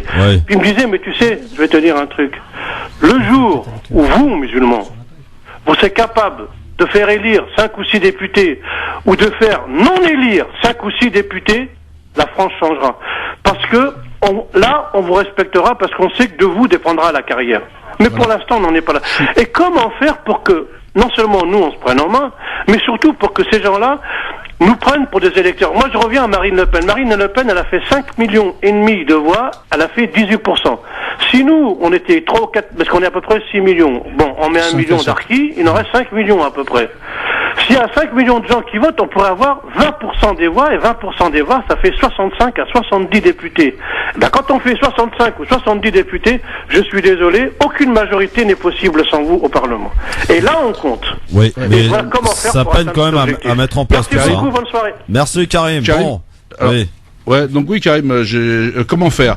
Eh ben, écoute, déjà, Christophe a raison. Déjà, rappelez aux gens qu'il y a 2 élections qui auront lieu l'année prochaine. Il faut pas oublier les binationaux et les résidents. Que déjà avant le 31 octobre, pour ceux qui sont d'origine algérienne ou qui sont algériens, il faut savoir que avant le 31 octobre, ils doivent s'inscrire sur les listes électorales parce qu'il y aura des élections législatives en Algérie au mois d'avril. Et l'Algérie, comme la France et quelques pays, ont des... Alors, attends, je t'arrête là-dessus, pardon, mais est-ce que vous connaissez un député algérien? Moi, j'en connais pas ici. Mais je connais, il y en a 2 sur la zone nord. nord. Qui sont censés représenter les Algériens en France, on les connaît pas. Hein. Shafia Bentalacheta, déjà. Et il y en a d'autres, mais je vais pas faire la pub pour ça. Je dis juste qu'il faut s'inscrire avant le 31 pour pouvoir voter. Deuxième chose, il faut aussi que les gens, avant le 31 décembre, s'inscrivent sur les listes électorales parce que, il a raison, Karim. Vous savez, les gens scrutent où votent les gens. Et quand ils voient que les gens ne votent pas un certain truc, on fait l'impasse. À partir du moment où on vote, même si on vote pour qui on veut, je veux dire, moi j'ai pas de prosélytisme, même voter blanc, on montre qu'on a une puissance et qu'effectivement les gens doivent composer avec nous. Mais aujourd'hui, et moi je le dis, et quand il dit il faut faire perdre certains députés, moi je pense qu'aujourd'hui, et je l'avais dit en son temps, et on le redira nous au niveau de l'espace, parce que je suis aussi militant associatif, président de l'espace franco-algérien, on le redira, il y a des élus qui se sont positionnés sur la déchéance de nationalité, et bien ceux-là, il faudra les faire tomber, comme ça au moins ils comprendront qu'à un moment donné, nous aussi on est vigilants et nous sommes capables de leur faire perdre de la poussière, et nous sommes capables aussi d'accompagner d'autres qui se sont mobilisés, qui ont défendu, il s'agit pas de défendre des choses personnelles ou des choses d'intérêt personnel. Il s'agit dans le cadre de l'intérêt général parce que c'est pour vivre ensemble, il faut se reconnaître tous et il faut que tout le monde sente qu'effectivement il est concerné et qu'on parle de lui et qu'on lui donne une place. Et bien dans ce cadre-là, il faudra effectivement se mobiliser et donc avant le 31 octobre, pour l'autre côté de la Méditerranée, il faut aller s'inscrire sur les listes électorales et le cachet de la Poste fait foi. C'est très important parce que ne pensez pas que de notre côté aussi il n'y a pas des choses à faire. Et avant le 31 décembre, ici il faut s'inscrire sur les listes, il faut profiter du fait qu'on ait des droits pour justement les exercer, pour justement montrer que en s'inscrivant déjà massivement sur les listes électorales avant le 31 décembre, on fera changer les clés du débat. Elles seront plus, comme il a dit, ça va tourner les vestes, vous verrez, parce qu'ils vont regarder le nombre de gens qui s'inscrivent sur les listes électorales. Non mais est-ce que les musulmans votent pas ou est-ce qu'on les voit pas voter plutôt? Parce que j'ai l'impression que s'ils votent, mais ils votent un peu partout. Moi je pense que ce qu'il faudrait faire une opération en fait de masse. C'est-à-dire par exemple, je sais pas, dire à tous les musulmans genre je sais pas, je dis n'importe quoi, mais genre de 15h à 17h, allez tous voter en masse. Quand dans toutes les mairies, dans tous les lieux de vote, ils vont voir qu'il y a énormément de musulmans qui votent, et ben à ce moment-là, ça va pas marcher dès le départ, hein. Mais à un moment ou un autre, ils vont se dire bon quand même, il y a un électorat, existant. Il faut pas tomber dans le truc là. Moi je pense qu'il faut dire, tu as raison, il faut pas dire aux musulmans autour parce que c'est tous les citoyens. Et je pense qu'il faut effectivement aujourd'hui, c'est pas. Non, mais il faut faire un lobby aujourd'hui. C'est pas obligé. Mais c'est les territoires. Moi je suis plus sur des territoires parce que c'est les territoires délaissés de la République. Voilà. Mais moi je suis pas sur le. C'est comme si on disait catholique, je suis pas là-dessus. Mais après on a le droit de ne pas être sur des mêmes choses. Mais c'est ce que je veux dire par là. Moi je pense que nos territoires, les quartiers populaires, ce qu'on appelle les quartiers populaires ou les choses, doivent effectivement se mobiliser. Et aujourd'hui, comme on ne vote pas suffisamment, eh bien on s'intéresse pas à nous. Et donc aujourd'hui, je pense que si effectivement les gens de ces quartiers et de ces territoires se mobilisent, parce qu'il s'agit de ça, ils peuvent changer l'élection. Et ils disaient, on est 5 à 7 millions aujourd'hui. Alors qu'on soit de quelque origine que ce soit, on est même plus. Mais je dirais qu'aujourd'hui, les quartiers, c'est eux qui ont fait l'élection de Hollande, et ils peuvent faire ou défaire une élection s'ils se mobilisent. Non, mais il faut le savoir. Mais c'est dans les quartiers qu'il y a le plus d'abstention aussi, c'est pour ça que c'est de ça que je parle, Christophe. Donc il faut les mobiliser. Et moi, je sais pas s'il faut les mobiliser en tant que ceci, en tant que cela. Je pense qu'au il faut mobiliser des citoyens, quelle que soit leur confession, et c'est comme ça qu'on doit aller vers la mobilisation, en disant effectivement vous ne pouvez pas laisser une partie de la population discriminée, une partie de la population se faire bafouer dans sa foi, une partie de la population, etc. Et c'est des valeurs qu'il faut défendre. Ouais. Et donc votre vote contribuera à ça ou ne contribuera pas. Preuve que beaucoup écoutent ce que vous dites, mon cher Akli, parce qu'il y a Amar qui souhaite vous interpeller. Bonsoir Amar. Bonsoir à tous. Salam alaikum. Alaikum salam. Oui, Akli, salam alaikum. Salam. Ouais, oui, je veux t'interpeller parce qu'il y a quelque temps, t'étais à l'émission avec Tarek Mami. Oui. Et tu as utilisé le terme civilisation judéo-chrétienne. Oui. Alors, oui, je voudrais savoir est-ce que tu connais l'origine, justement, de cette appellation? Bah, mais tu vas me dire, l'origine, c'est, dis-moi plus. Ah, bah oui, c'est pour ça, je crois que. Non, mais la civilisation, non, mais je parle en France, c'est en France, il se définit, j'ai pas dit que, la France se définit, les gens veulent la définir comme une civilisation judéo-chrétienne, c'est ce que je suis en train de, c'est ce que l'on disait, je pense, dans le débat. Je sais pas, toi, tu as utilisé le terme civilisation judéo-chrétienne, et tu as dit d'accord. Non. Bon, donc c'est que tu acquiesces. Non, j'acquiesce pas. J'acquiesce pas. Je me défausse pas. Non, tu me parles d'un débat et tu me dis pas le reste. Je te dis juste sur le fait que la France, j'ai dit que justement les gens voulaient se définir comme une civilisation judéo-chrétienne, alors que aujourd'hui dans le cadre d'une république, on se définit pas en fonction de telle ou telle religion. C'est ça le débat. Ah bah je suis sûr que c'est ce que j'ai dit parce que je peux pas dire autre chose. Ah non mais moi je suis certain, tu sais je vais te dire une chose. Amène la preuve, je suis sûr. Ça y est, c'est parti. Moi je rentre pas je rentre pas là-dessus, je te dis ce que j'ai dit, Tarek Mami était présent. Moi je fais partie d'une génération, je suis peut-être un peu plus âgé que toi, et dans notre génération, mon cher ami, où nous avons notre franc-parler. Eh ben moi aussi, donc, hein. On n'est pas, c'est très bien. Et j'ai parlé aussi de Saint-Augustin, j'ai parlé d'ailleurs aussi de Saint-Augustin. Je pense que cette émission, on a aussi parlé de Saint-Augustin. Non, oui, t'as parlé d'Augustin Ethieu qui était d'Épône, qui était l'un des pères de l'église. Et donc, alors Amar. Et donc j'ai dit quoi Amar? C'est quoi le problème en fait? Non, mais il me laisse pas parler, il me coupe alors. Oui, donc je disais, par rapport, donc tu sais de quand date cette expression judéo-chrétien? Elle date, et ça, tu peux te renseigner, tu connais peut-être Ariel Hazbon. Oui. Oui, Ariel Hazbon, qui est une intellectuelle de l'antitétionniste. Tout à fait. Et donc, elle a écrit un article qui date, je crois que c'était en 2012, et entre autres, voici ce qu'elle dit. Elle dit donc, je cite, cette expression inventée aux États-Unis en 1964 par une réunion de 120 rabbins était un complot délibéré pour exclure l'islam et donner l'impression que le judaïsme et le christianisme seraient des religions européennes monothéistes qui adoreraient le même Dieu. Et donc, et plus loin, elle dit que le judaïsme et l'islam ont beaucoup plus à part que le judaïsme avec le christianisme. Donc, ça reprend. Alors, quand tu entends les morano et tout ça, les incultes, les doctes incultes, et que toi, tu reprends un petit peu cette expression, excuse-moi, mais bon, ça l'affiche mal. Voilà. Et ben écoute, la piqûre de rappel est faite, mon ami. Amar. Juste Amar, je reprendrai toujours l'expression que les gens se définissent comme morano, etc., se définissent comme judéo-chrétiens. C'est une réalité, c'est ce qu'ils disent. Moi, je ne fais que reprendre l'expression qu'ils utilisent. Je ne suis pas en train de conforter. Non, mais on a le droit de prendre. Mais je peux. Non, mais attends, je conteste pas leur droit de revendiquer ce qu'ils disent. Après, je conteste le fait que la France est plus diverse et que la laïcité c'est pas ça. Mais toi, tu viens de me donner une théorie que je ne connais pas et qui est peut-être aussi qu'une théorie. Voilà, on peut pas. Non mais c'est des faits parce que quelqu'un l'a dit, c'est des faits. Non mais on peut pas. Non mais comment tu sais? Non mais moi je sais pas. Je suis. Excuse-moi. Mais c'est toi qui me dis les trucs, donc je devrais te croire sur parole. Excuse-moi de ne pas croire. Moi je n'ai jamais entendu parler de ça et je vais laisser la parole à mes amis qui sont là. Peut-être qu'ils ont entendu parler. Je connais pas. Je vais te dire même le titre de l'article, c'est détachement et aliénation. Oui, mais les articles il y en a plein. Mais est-ce que ça veut dire que c'est vrai? La liberté de choix à la promesse de l'élection, Ariela Azman. Eh ben le message est passé. Merci beaucoup, Amar. Ah oui, tu me diras après si je dis n'importe quoi. Non, mais c'est pas. Non, mais c'est elle qui. Non, mais c'est elle qui écrit. Je crois. Hein. Ah non, moi j'adore au contraire. Mais tu vas me dire, si tu vas pas de la contradiction, tu me dis 3 sur parole. Attendez, vous parliez de solidarité, c'est que même entre Kabyles, vous me tapez dessus, franchement. Tu vas aller vérifier. Si après ce que je te dis, c'est des salades, tu pourras m'admonester. Tout à fait. C'est pour ça que je dis, tu ne peux pas m'admonester si je n'ai pas dit quelque chose. Là-dessus, je suis blanc de blanc et je te dis. Ah moi je suis pas blanc. Alors moi je suis pas blanc. Moi je suis pas blanc. Je bronze au soleil et. Oui, moi aussi je bronze au soleil. Mais c'est pas de dire je suis blanc de blanc que ça donne raison. Tu vois ce que je veux dire? Je suis en train de dire on débat. Encore une fois, tu vas voir l'article et à ce moment-là, tu pourras peut-être faire tes plates excuses. Bon allez les papilles là. Tu veux apporter la contradiction et tu ne veux pas entendre la contradiction. Il faut être cohérent, mon ami. Moi, je vous propose de vous. Attendez.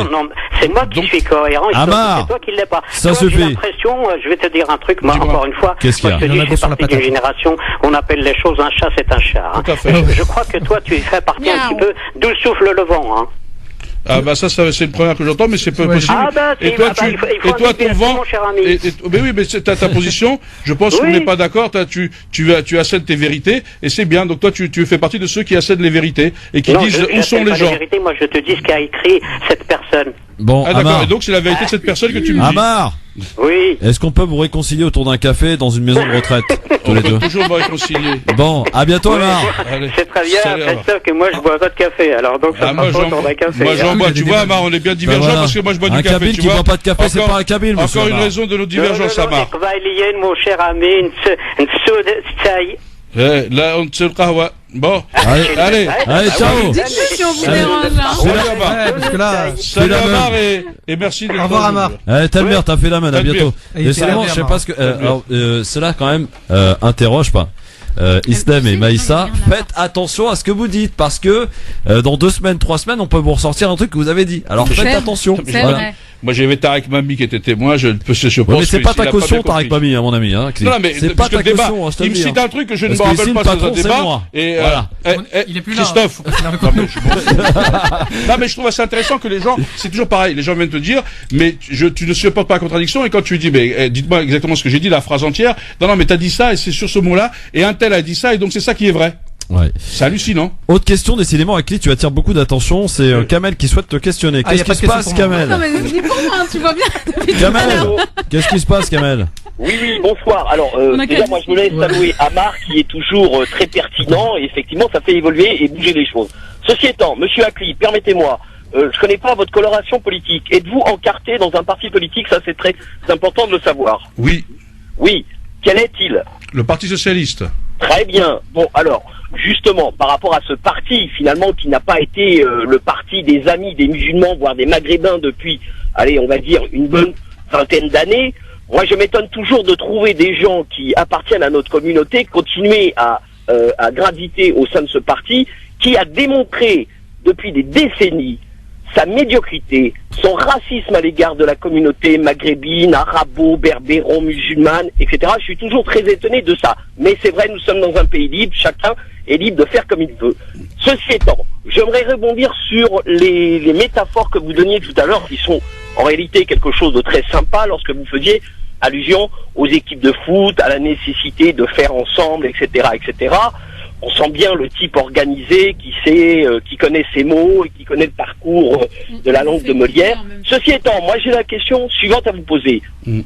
Cette équipe de foot en question, va rencontrer un certain nombre d'adversaires, etc. J'aimerais que vous nous disiez si vous, dans cette équipe de foot, seriez prêt à rencontrer l'équipe israélienne dans un match. Est-ce que vous rencontriez l'équipe de Tel Aviv dans un match, vous qui avez fait cette allusion sur les joueurs de foot? Bah oui, Akli, je te laisse libre de ta réponse. La question c'est que, moi, sans détour, ma position, je finis. Sans détour, bien sûr. Moi, actuellement, effectivement, tant que la reconnaissance de la Palestine ne sera pas faite, tout ça, c'est vrai que ça me pose question. Après, je pense pas. C'est oui ou c'est non, monsieur Gagné. Laissez-le répondre, Kamel. C'est du foot à la base. On n'est pas au tribunal correctionnel. Je serais prêt à la rencontrer si effectivement elle est prête à dénoncer les violences qui sont faites aux Palestiniens de l'autre côté.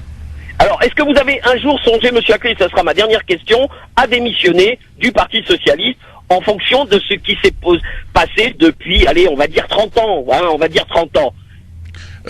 Démissionner, on échange tous les jours parce qu'il faut se remettre en question tous les jours. Comme je suis tous les jours un peu surpris des gens qui donnent des leçons, mais ça c'est normal, ça fait partie de la vie politique, ça fait partie du combat. Et moi je pense que la question c'est pas de savoir si je dois démissionner, c'est de savoir si le combat que je mène et les valeurs que je défends au sein de ce parti, qui sont effectivement les valeurs de Jaurès, etc. D'ailleurs, moi je suis aujourd'hui, on est en train d'essayer de se battre pour que Montebourg sorte, voilà, pour que d'autres voix soient entendues. Après, si on quitte tous les partis, et forcément les partis, ils sont menés par la majorité. Et il faut se battre pour prendre un peu sa défense, voilà, et c'est mieux qu'il reste justement pour défendre ses idées plutôt que de partir dès qu'il n'est pas d'accord. Voilà, ça c'est un débat. Il y a des gens qui disent qu'il faut toujours quitter. Moi je continue à me battre. Moi je baisse pas les bras. Vous permettez, parce qu'il y a 30 ans, on nous disait qu'on était à l'intérieur pour faire évoluer les choses, etc., les faire changer. Ça pouvait s'entendre il y a 30 ans. Il y a 30 ans. Écoutez, je vous réponds l'inverse. Il y a 30 ans que les gens me disent que à l'extérieur on fera avancer les choses. Il y a 30 ans qu'on n'avance pas non plus. Donc je pense que c'est je finis. Je pense que c'est les synergies. Je pense que aujourd'hui, ce que je disais tout à l'heure, c'est les synergies des luttes de l'intérieur et de l'extérieur qui font que les choses avancent ou pas. Sûr, merci Kamel. Merci Kamel. Il faut qu'on avance. Bah oui, bientôt. Donc vous êtes d'accord avec Akli, il faut rester à l'intérieur du parti pour essayer de faire changer les choses. Carrément, ouais. Moi je comprends pas les gens qui disent quitter, mais en plus dès qu'il y a un truc qui va pas, ils veulent partir. Voter, en fait. Ouais, voilà. C'est exactement la même chose. Les gens qui veulent se barrer du pays, on n'utilise pas son droit, on prend pas sa voix, on parle pas, et puis après on veut que, obligé de toute façon pour détruire un système, faut l'infiltrer. Après juste Christophe, je pense qu'il faut arrêter ces procès d'intention et la surenchère permanente, parce que c'est ça le problème qui nous tue. Parce que les autres partis d'ailleurs, est-ce que ce sont les avis des musulmans? On fait de la politique, on cherche pas de l'affection. Moi, je cherche pas à être aimé ou à faire de l'affection. Moi, je fais de la politique. Et est-ce que les autres partis, parce qu'on parle du Parti socialiste, est-ce que les autres partis sont les amis des musulmans? Qu'on me dise quel est le parti qui est aujourd'hui dans le débat l'ami des musulmans? Aucun, parce que les musulmans, clairement, en France, ils ont aucun poids. Il n'y a pas de lobbying, il n'y a pas de. Dans ce cas-là, hijra, les gars.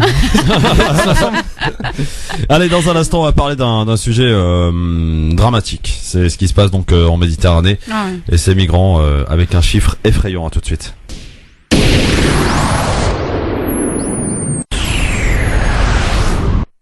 France Maghreb 2. Eh oui, merci d'être avec nous, c'est le grand forum sur France Maghreb 2. T'as vu mon ami Akli, ils sont tous sur leur Facebook Live, etc.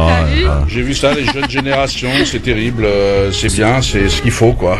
Ouais, voilà. Donc voilà, on a retrouvé Isdeb qui est avec nous. Salut. Et puis Maïssa Leroy, et ainsi que Akli Menouli, bien sûr, sur France Maghreb 2. Alors je voulais avec vous que l'on parle de ce qui se passe en Méditerranée. La Méditerranée donc est une mer, pas un cimetière. C'est une petite phrase dans Souvenez Choc, lancée en avril 2015 par le président du Conseil italien, Matteo Renzi, est plus que jamais d'actualité. Les drames se succèdent au large des côtes libyennes, où embarquent chaque jour des centaines de migrants à destination du sud de l'Europe, des tentatives de traversée, trop souvent ponctuées de drames.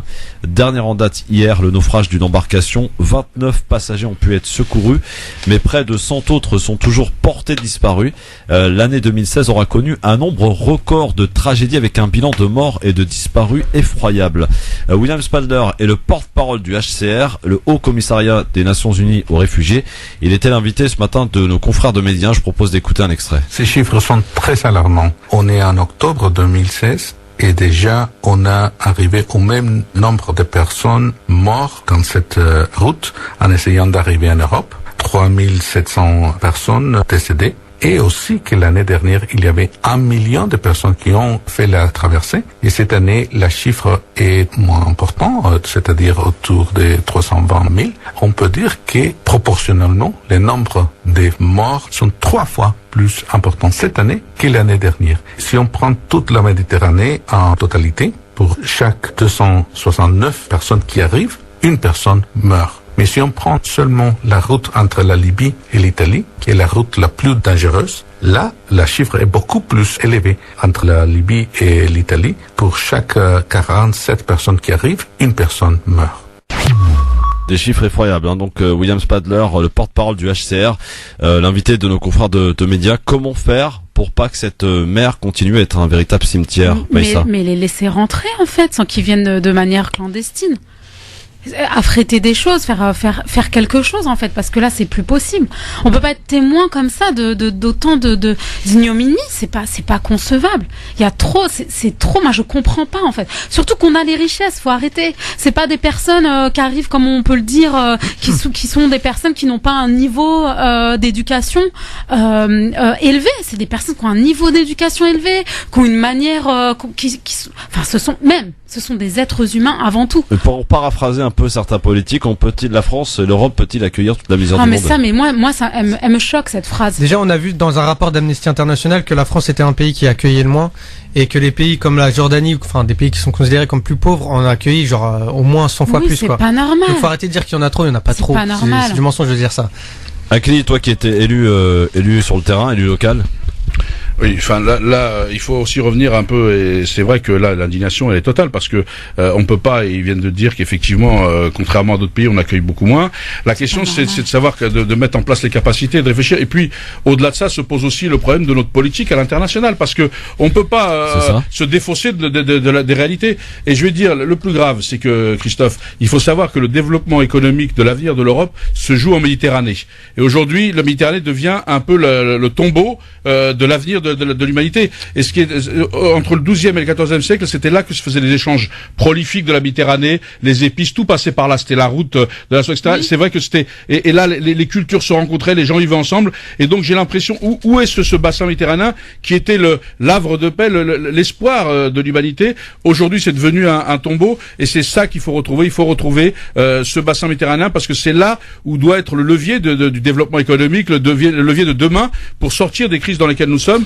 Et je pense qu'aujourd'hui, nous devons réfléchir et c'est nous réinterroger parce que on peut pas parler que de l'accueil dans notre pays. On doit dans les pays européens et dans les autres d'ailleurs, parce qu'il n'y a pas que les pays européens qui accueillent. Hein, il y en a partout. Oui. Mais si on ne parle pas aussi de la situation sur le terrain et du chaos de ce que l'on crée, etc. Eh bien, on ne réglera pas le problème parce que on doit agir sur les deux leviers et non pas en restant sur l'indignation et parler que de l'accueil. Il faut aussi parler de la situation dans les pays d'origine et de ce qu'on est en train de créer. Et que des gens essayent de fuir. C'est pas leur faute, en fait. Voilà. Et que les gens essayent de fuir. C'est parce que je dis, les gens essayent de fuir. Ils cherchent à survivre, les gens. Ils sont pas en train d'aller chercher un monde meilleur. Avant, les gens immigraient pour essayer de trouver une vie meilleure. C'est ce qu'ont fait nos parents pour leurs enfants. Aujourd'hui, ils sont obligés de partir pour justement essayer de sauver leurs enfants. Donc on subit les conséquences, Maïssa Akli Islem, de ce que un pays comme la France, par exemple, c'est le pays dans lequel on vit, est en train de faire à travers le monde. Le chaos, je rappelle quand même à toutes fins utiles que la France est présente dans 7 conflits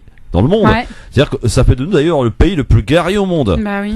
Donc à un moment ou à un autre, faut s'attendre à avoir des conséquences telles que l'arrivée massive de migrants, des attentats sur notre territoire. Tout ça s'explique. Akli, Maïssa et Islam. Bah oui, mais de toute façon après si on prend aussi si on fait le parallèle avec l'immigration des générations précédentes, par exemple l'immigration algérienne, on sait très bien que c'était de la main-d'œuvre temporaire et qu'elle est restée et qu'ils s'y attendaient pas et comme d'habitude, ils ont voulu tirer parti d'une situation et ensuite ils sont retrouvés face à des personnes intégrées. Des personnes qui ont eu des enfants et qui se sont dit finalement je reste. Et là par rapport justement aux migrants, moi ce que je trouve très déplorable c'est que mine de rien le conflit ils vont chercher leurs intérêts dans les pays parce qu'on sait très bien qu'il va reconstruire le pays, quels sont les grands groupes qui vont reconstruire le pays. Bien sûr. D'accord. On sait très bien qu'il va y avoir la France qui va aller prendre tous ces business là-bas et du coup on veut pas accueillir les personnes qui fuient, c'est pas normal. Ça me fait penser à une image que j'ai vu tourner sur Facebook qui était super bien. C'était un tweet qui disait on en veut à. Non, on comprend les Français qui partent, voilà. Qui s'expatrient à cause des impôts, mais on comprend pas ceux qui fuient leur pays. Les migrants qui fuient la guerre et la mort. Effectivement. Akli, un dernier mot là-dessus, est-ce qu'il y a moyen peut-être d'essayer de réguler tout ça et surtout le fait que Kadhafi avait prévenu avant que Kadhafi soit assassiné, il avait dit le jour où mon pays, la Libye, sera déstabilisé, c'est toute une partie de l'Afrique qui affluera vers votre continent, l'Europe, et il s'était pas trompé pour le coup. Ouais. Oui, alors il faut reprendre la phrase dans le sens où il disait ce qui contenait l'immigration, est-ce qu'elle avançait. C'est aussi dans les deux sens, mais ce que je veux dire, Christophe, moi je vais pas commenter les propos des uns des autres. Moi je regarde effectivement l'ensemble, et je pense qu'aujourd'hui en France, la difficulté qu'on a, c'est que nos lois créent elles-mêmes de la clandestinité. C'est-à-dire que c'est-à-dire que les gens ne peuvent même plus repartir. Sinon, il y aura une mobilité. Et donc, il faut réfléchir en mobilité internationale. Pourquoi les gens ne peuvent pas bouger? On fait bien bouger les capitaux. Pourquoi les gens ne peuvent pas bouger? C'est ça, ce monde. Pourquoi on a signé à résidence? Parce que c'est qu'une partie de l'humanité qui ne peut pas bouger. C'est-à-dire, c'est ceux d'Afrique, les anciens, etc. Parce que les autres, les occidentaux, donc globalement, ils peuvent bouger sans problème.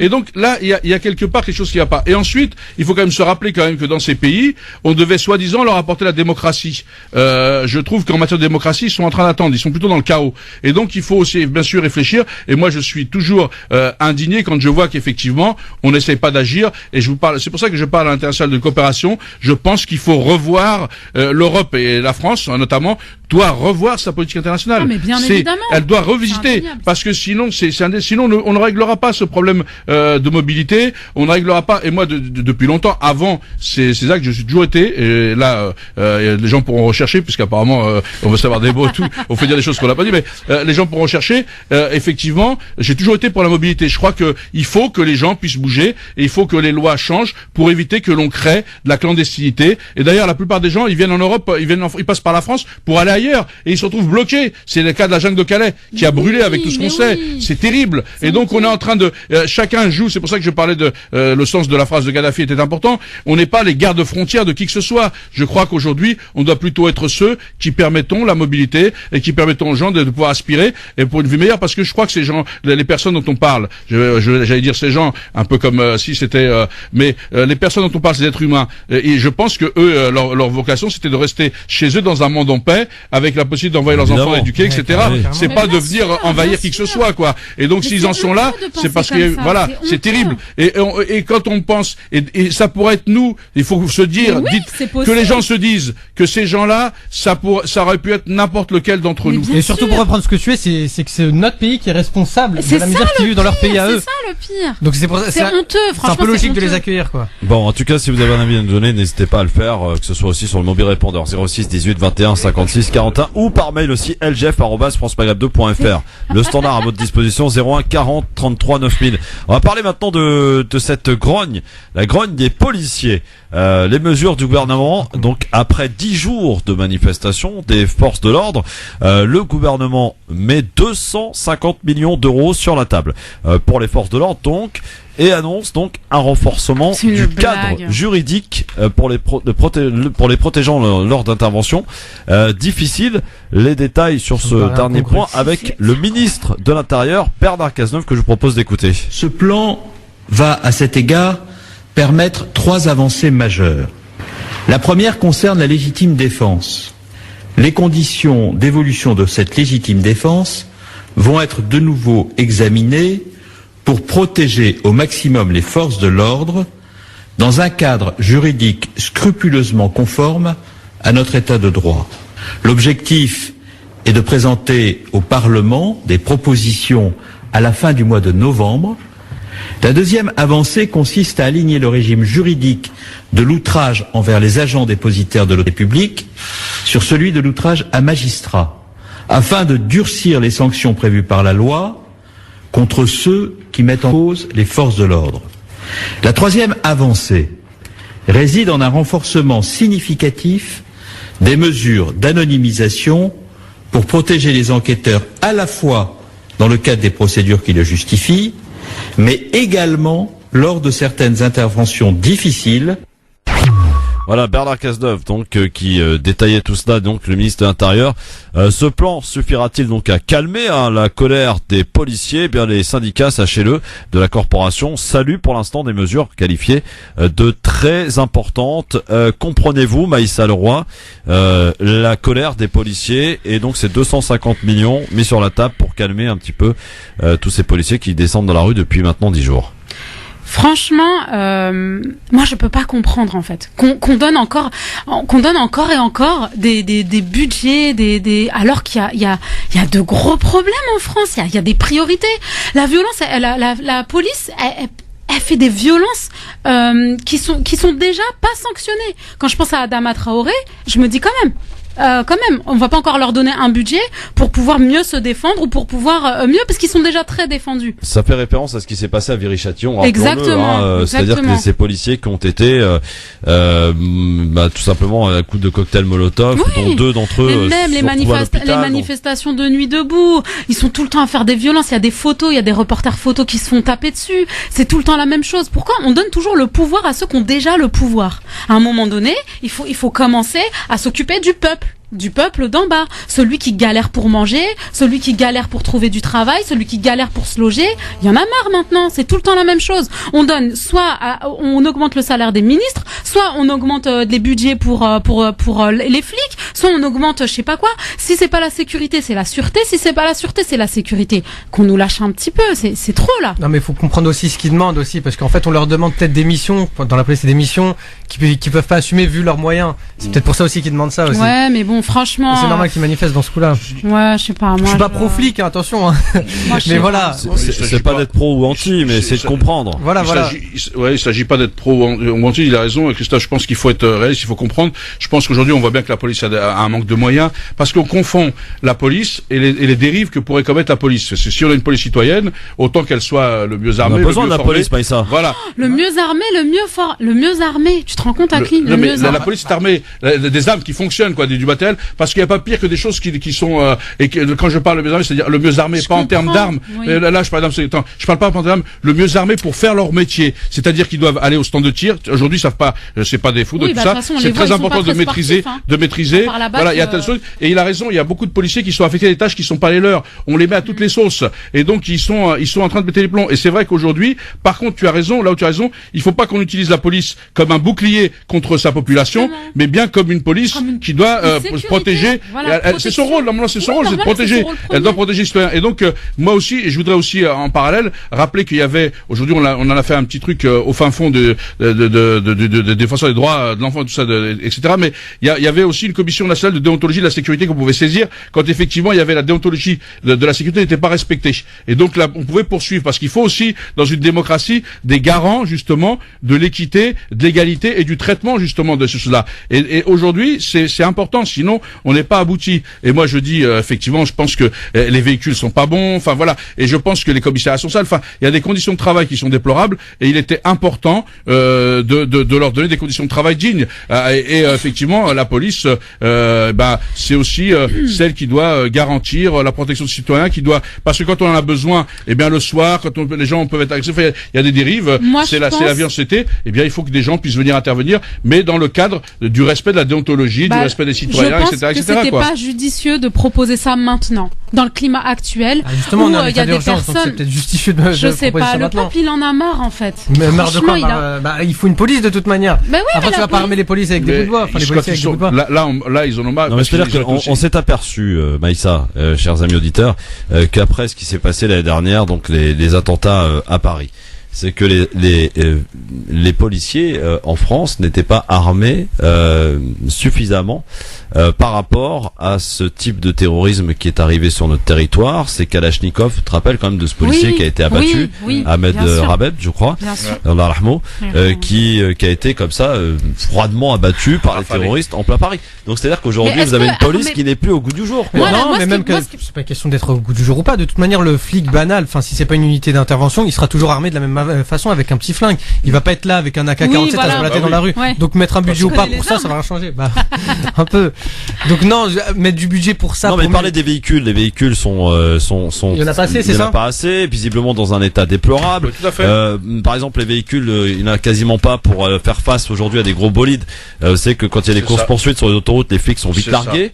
Voilà, donc il y a plus autant de moyens, c'est ce que dénonce aujourd'hui la police. Maintenant, mais il y a un truc aussi qui me sidère, pardon, il y a un truc aussi qui me sidère et qui est assez incroyable, et ça c'est encore une fois, c'est pas encore des études tout à fait officielles, mais on en parle en tout cas en off.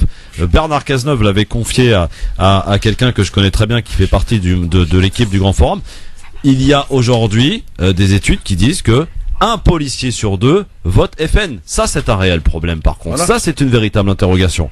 Il y a donc cette police française qui s'est droitisée, cette police française qui s'est qui comme un peu la société, c'est vrai. Mais est-ce que c'est le rôle de la police quand il y a un policier qui va dans les quartiers contrôler des jeunes et quand il sait qu'il vote FN, c'est très inquiétant.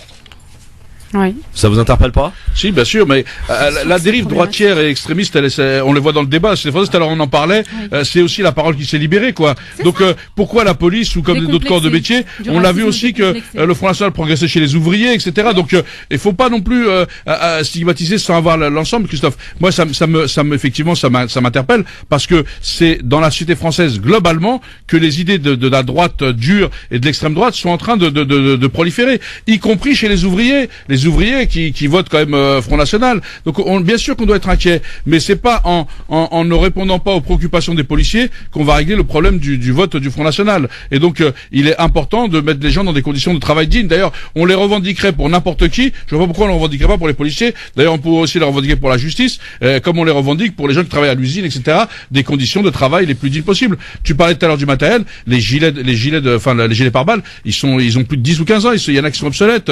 Et donc voilà. Donc à un moment donné, il est normal, ils risquent leur vie tous les jours dans le cadre de leur fonction, comme certaines autres fonctions dans ce pays, les pompiers et d'autres. Je pense qu'il est normal qu'ils demandent d'avoir le matériel le plus adéquat pour justement limiter au maximum les risques. Allez, on accueille Ahmed au standard pour nos réactions justement à propos de la police. Bonsoir Ahmed. Bonjour Christophe, bonjour à toutes et à tous.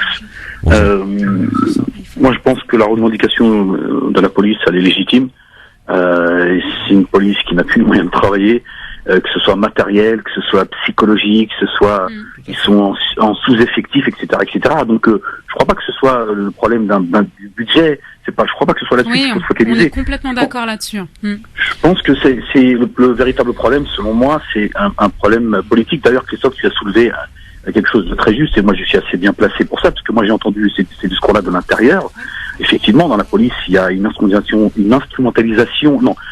Pire que ça encore, c'est même pas le FN qui instrumentalise, c'est le FN qui a infiltré la police. C'est déjà même différent.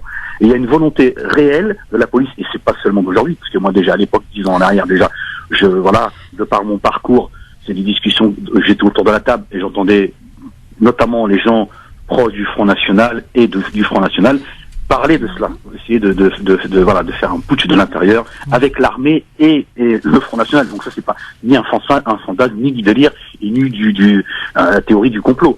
Mais moi je pense que la police, elle devrait pouvoir travailler dans les meilleures conditions, parce qu'une police en plus qui est frustrée déjà parce que les conditions sont de plus en plus difficiles, et en plus ils n'ont pas les moyens de pouvoir travailler tranquillement sans parler. Je crois, il me semble, Christophe, que le corps professionnel où il y a le plus de suicides, je crois que c'est la police. C'est-à-dire un peu alors, à partir du moment où déjà, en plus, le métier est difficile, parce que c'est un métier qui est difficile, faut pas non plus qu'on traite tout policier de criminel. C'est vrai que, parfois même, je suis le premier à le dire, quand on a pour faire court, un arabe ou un noir, hein, je veux dire, que l'on bute, pour parler clairement. Parfois c'est maquillé, je sais que mes propos peuvent choquer, c'est maquillé en une bavure. Ça veut dire que déjà il y a une corrélation entre la police et puis tout ce qui va autour. Bon, ça c'est une réalité, mais on peut pas non plus penser que tout policier est une crapule, c'est un tireur. Donc pas de généralité, si j'ai bien compris vos propos, Ahmed. Non, pas de généralité. On en a tous besoin, et aussi, Christophe, dans les quartiers, même si cette racaille, elle remet pas en cause, je veux dire, l'économie du pays, etc., mais elle est nuisible, et des fois, les policiers, je peux comprendre, en tout cas, je ne justifie pas, mais je peux comprendre qu'à un moment, il y a des policiers, comme ils sont extrêmement nerveux. Parce qu'il y en a, franchement, à un moment donné, c'est vrai que t'as envie de leur mettre des coups de coude, quoi. Parce que. Mais justement, ils sont recrutés pour pas mettre des coups de coude dès qu'ils pètent leur nerf, quoi, aussi. Ouais. Non, mais quand on est policier, quand on est policier, effectivement, on doit être le plus professionnel possible. Mais à un moment donné, un policier, c'est comme. C'est un être humain, ouais, mais c'est un être humain qui est sélectionné psychologiquement pour pas faire ça. Non, mais ce que je veux dire par là, c'est quand il se fait insulter toute la journée, quand il se fait. Ouais, mais alors ça va dans le sens. Pardon, Ahmed. Ahmed, quand t'habites une cité et que t'es contrôlé 3 fois ou 4 fois par jour, évidemment, tu deviens nerveux aussi. Donc voilà. Non, mais ça, on est entièrement d'accord là-dessus. Non, parce que moi, j'entends complètement Christophe, et c'est vrai. Mais moi, j'ai pris aujourd'hui le réflexe de dire, il faut qu'on arrête aussi d'être, comment dire, critique que d'un côté. Et à un moment donné, il faut aussi se dire, bon, d'un côté, il y a des contrôles. Moi, j'habite la banlieue, je pense que je crèverai dans la banlieue, donc je sais ce que c'est. Et c'est vrai que parfois on excite la jeunesse. Moi, on a ramené un de mes enfants chez moi, on l'a tapé. Et on lui a dit, gardez votre progéniture. Je dis, vous plaisantez ou quoi? C'est un animal ou quoi? Mon fils, il m'a dit, mes enfants, ils sont comme tout le monde. Mais il m'a dit, je te jure, papa, on était en train de discuter tranquillement, et c'est moi qui a pris une droite. Bon, voilà. Donc c'est des choses qui existent, donc je veux pas, voilà. Mais il y a aussi une autre réalité. C'est quand on est flic en banlieue, c'est pas toujours facile, Christophe. Donc à un moment donné, il faut aussi que nous ayons un discours responsable et dire, voilà. Des deux côtés, il y a des problèmes, et c'est pas en disant, c'est pas un problème, c'est pas un problème de budget, oui. Ouais, Ahmed, je partage ce que tu dis, tes préoccupations. C'est vrai que quand tu dis, des fois, on a envie, entre l'envie, parce que moi aussi, des fois, il me prend l'envie de tuer certaines personnes, heureusement que je passe pas à l'acte. Et non, mais c'est ça où je veux dire, c'est que le problème aujourd'hui, c'est de passer à l'acte. Et c'est vrai que quand on a un uniforme, à fortiori même quand on est adulte, c'est comme un adulte avec un enfant, on a une responsabilité, on peut pas se comporter, c'est-à-dire qu'on a le recul, etc.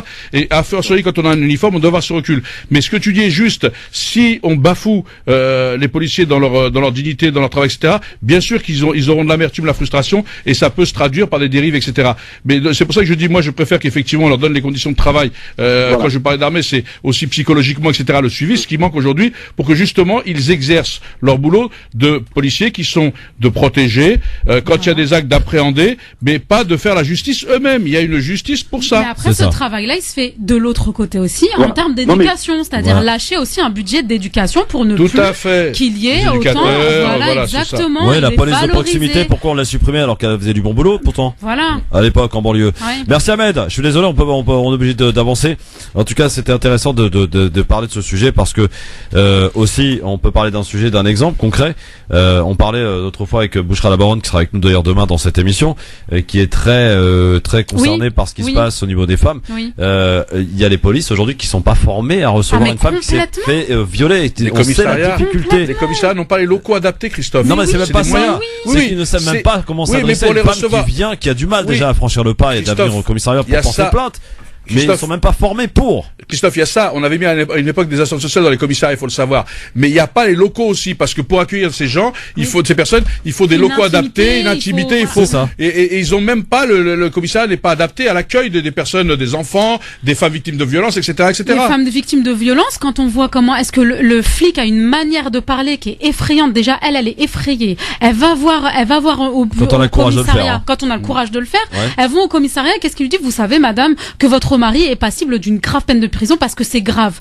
Mais imaginez dans quel état elle est, elle a peur derrière. Bien sûr. Alors qu'on doit leur apprendre à communiquer, on doit leur apprendre à Allez, dans un instant, beaucoup de cœur et le j'aime ou j'aime pas sur France Maghreb 2. Bienvenue à tous, Islem, Maïssa et Akli sont là aujourd'hui.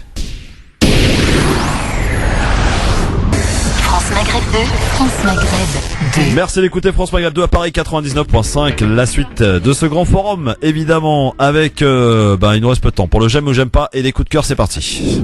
France Maghreb 2. Le coup de cœur. Alors, les coups de cœur qui vont s'enchaîner, celui de Maïssa, celui de Islem et de Akli, donc Maïssa Leroy. Alors, moi, j'aimerais parler du Woman Sense Tour in Muslim Country. Alors, c'est une série documentaire produite par l'association Lalab à la rencontre des femmes que l'on n'a pas l'habitude de voir, les musulmanes qui font bouger les lignes. C'est l'histoire de Sarah, une Française marocaine et musulmane, qui a trop souvent eu l'impression que pour avoir une place légitime dans sa société en France, elle devait nier une partie d'elle-même. Donc, à 24 ans, avec un sac à dos et une caméra, elle décide de partir à la rencontre de plein de femmes.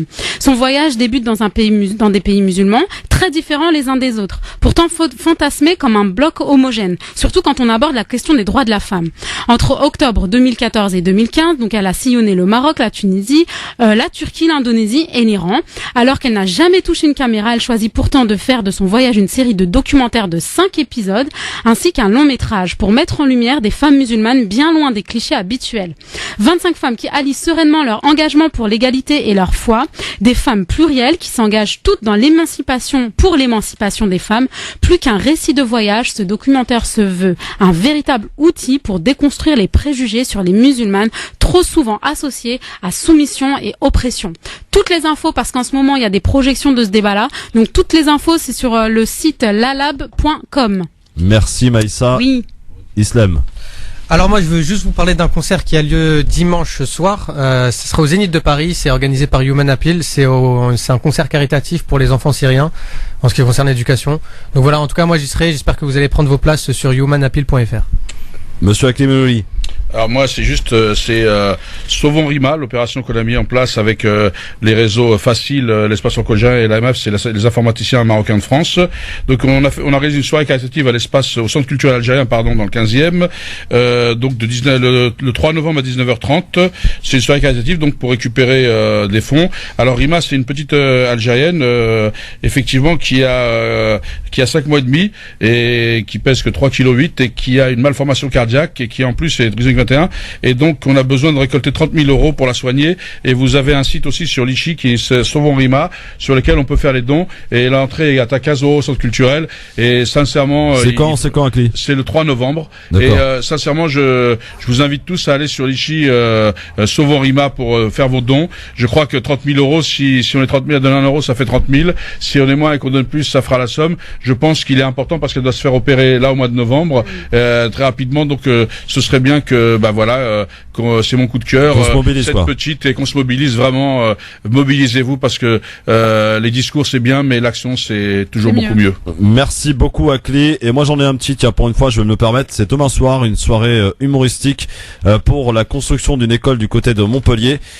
C'est l'école Amana, et on compte sur vous demain soir à Nanterre à l'espace Chevreuil. Pour cette soirée, il y aura Nounours, il y aura Bayou Sagatombo, il y aura beaucoup de gens. Et je tiens à saluer, et mon petit coup de cœur est là pour cette fille qui pourtant n'a rien d'avoir avec ce projet, mais qui a mis tout son cœur pour l'organisation, pour aider en tout cas l'organisation. Elle s'appelle Sabrina Artiste. Je la salue, l'embrasse très fort, et surtout salue toute l'équipe de Amana, et on sera tous présents demain soir à Nanterre, et on compte sur vous. L'entrée c'est 19 €. C'est pour donc la construction d'une école. Moi. Donc n'hésitez pas, le numéro de téléphone c'est 06 17 07 40 20, 06 17 07 40 20. Soyez là, demain on sera là avec Maïssa, avec tout le monde pour cette soirée le gala comédie Amana, c'est ça si j'ai dit ça dans le bon ordre? Non, vas-y, refais. Le MNA Comedy Show. Voilà, c'est ça. J'aime bien remixer, t'as remarqué hein? Ouais, voilà. Donc soyez là, bien entendu. Demain soir, on compte sur vous pour cette superbe soirée. En plus, on va se marrer parce qu'on a commencé à se marrer. C'était hier, je crois, hier ou avant-hier, avec Nounours qui était là dans le studio. C'était la vraie Hada. Donc soyez là.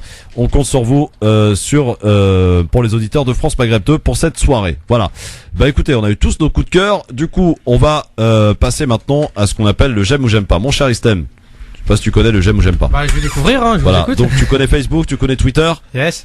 Forcément, c'est ton lieu de, c'est là où je travaille un petit peu. Ouais. Bah, c'est un petit peu le principe du Twitter, du Facebook et compagnie. Donc, je te donne des fils, on regarde le fil d'actualité, on dit si on aime, on n'aime pas. Et une petite option, je m'en fous aussi. Ok, d'accord, vas-y. Alors, la première info, c'est Sam Lanjareb, qui est le grand chanteur marocain qui a été arrêté à Paris hier pour harcèlement sexuel, agression sexuelle et séquestration. J'aime pas ou je m'en fous? C'est logique, quoi. Non, mais j'aime pas ce qu'il a fait. J'aime pas surtout la notoriété qu'il a. Il continue à passer dans des émissions de télé, etc. Alors que quand t'es un artiste connu, t'es toujours un petit peu au-dessus des lois, donc ouais. Ouais, mais Benzema, il est pas passé en sélection alors qu'il était juste suspect, donc. C'est vrai. Là, il est juste suspect. S'il a commis ces actes-là, bien sûr qu'on n'aime pas. Qui peut cautionner ce genre de présomption d'innocence. Voilà. Quand même. C'est toujours pareil, c'est toujours difficile. Mais s'il a été arrêté, il faut laisser la justice passer, quoi. Je pense que c'est compliqué. Il est en garde à vue, en GAV. Donc, la Tunisie a annoncé avoir arrêté 2 Américains récemment convertis à l'islam qui préparaient à la frontière de la Tunisie et de l'Algérie des attentats. J'aime pas. J'aime pas. Enfin, j'aime pas ce qu'ils allaient faire. Ouais, moi j'aime qu'il les a arrêtés parce que c'est les arrêtés, donc j'aime qu'il les a arrêtés. Oui, voilà. S'ils allaient commettre des actes délictueux, bien sûr qu'on peut que aimer qu'ils les aient arrêtés. Bien sûr. Parce que la Tunisie, ce soit des Américains. voilà. Mais quel qu'il soit, je crois que les terroristes n'ont pas de frontières, ni de religion, ni etc. C'est des terroristes. Point.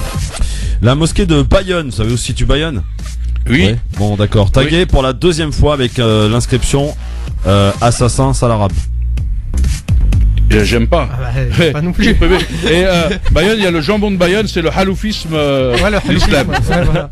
Non, ouais, de toute façon, le mec qui dit j'aime pas. Le mec qui dit je m'en fous, il est pas bien vrai. Le Front National se tourne, sachez-le, vers les Émirats, vers les Émirats du Golfe Persique pour financer sa campagne. Retournement de veste. J'aime pas ou je m'en fous. Mais c'est même pas j'aime pas ou j'aime, c'est comment est-ce que les Émirats les accueillent en fait. C'est ça que je comprends pas. Business. Ouais, c'est ça, voilà. On a fait tout en fait maintenant. Je crois qu'on a l'impression que les racistes seraient que dans un endroit et pas dans un autre. Je pense que les extrémistes peuvent se retrouver. Oui, bien évidemment, mais je veux dire. Donc si c'est la honte pour le FN quand même. Ouais, c'est la honte pour l'Émirat surtout. Oui, le FN il prend de l'argent, lui il change pas ses valeurs. Oui, mais il change pas ses valeurs. Tout le temps sur les Arabes et sur. Non, le FN ne crache pas sur les Arabes en France.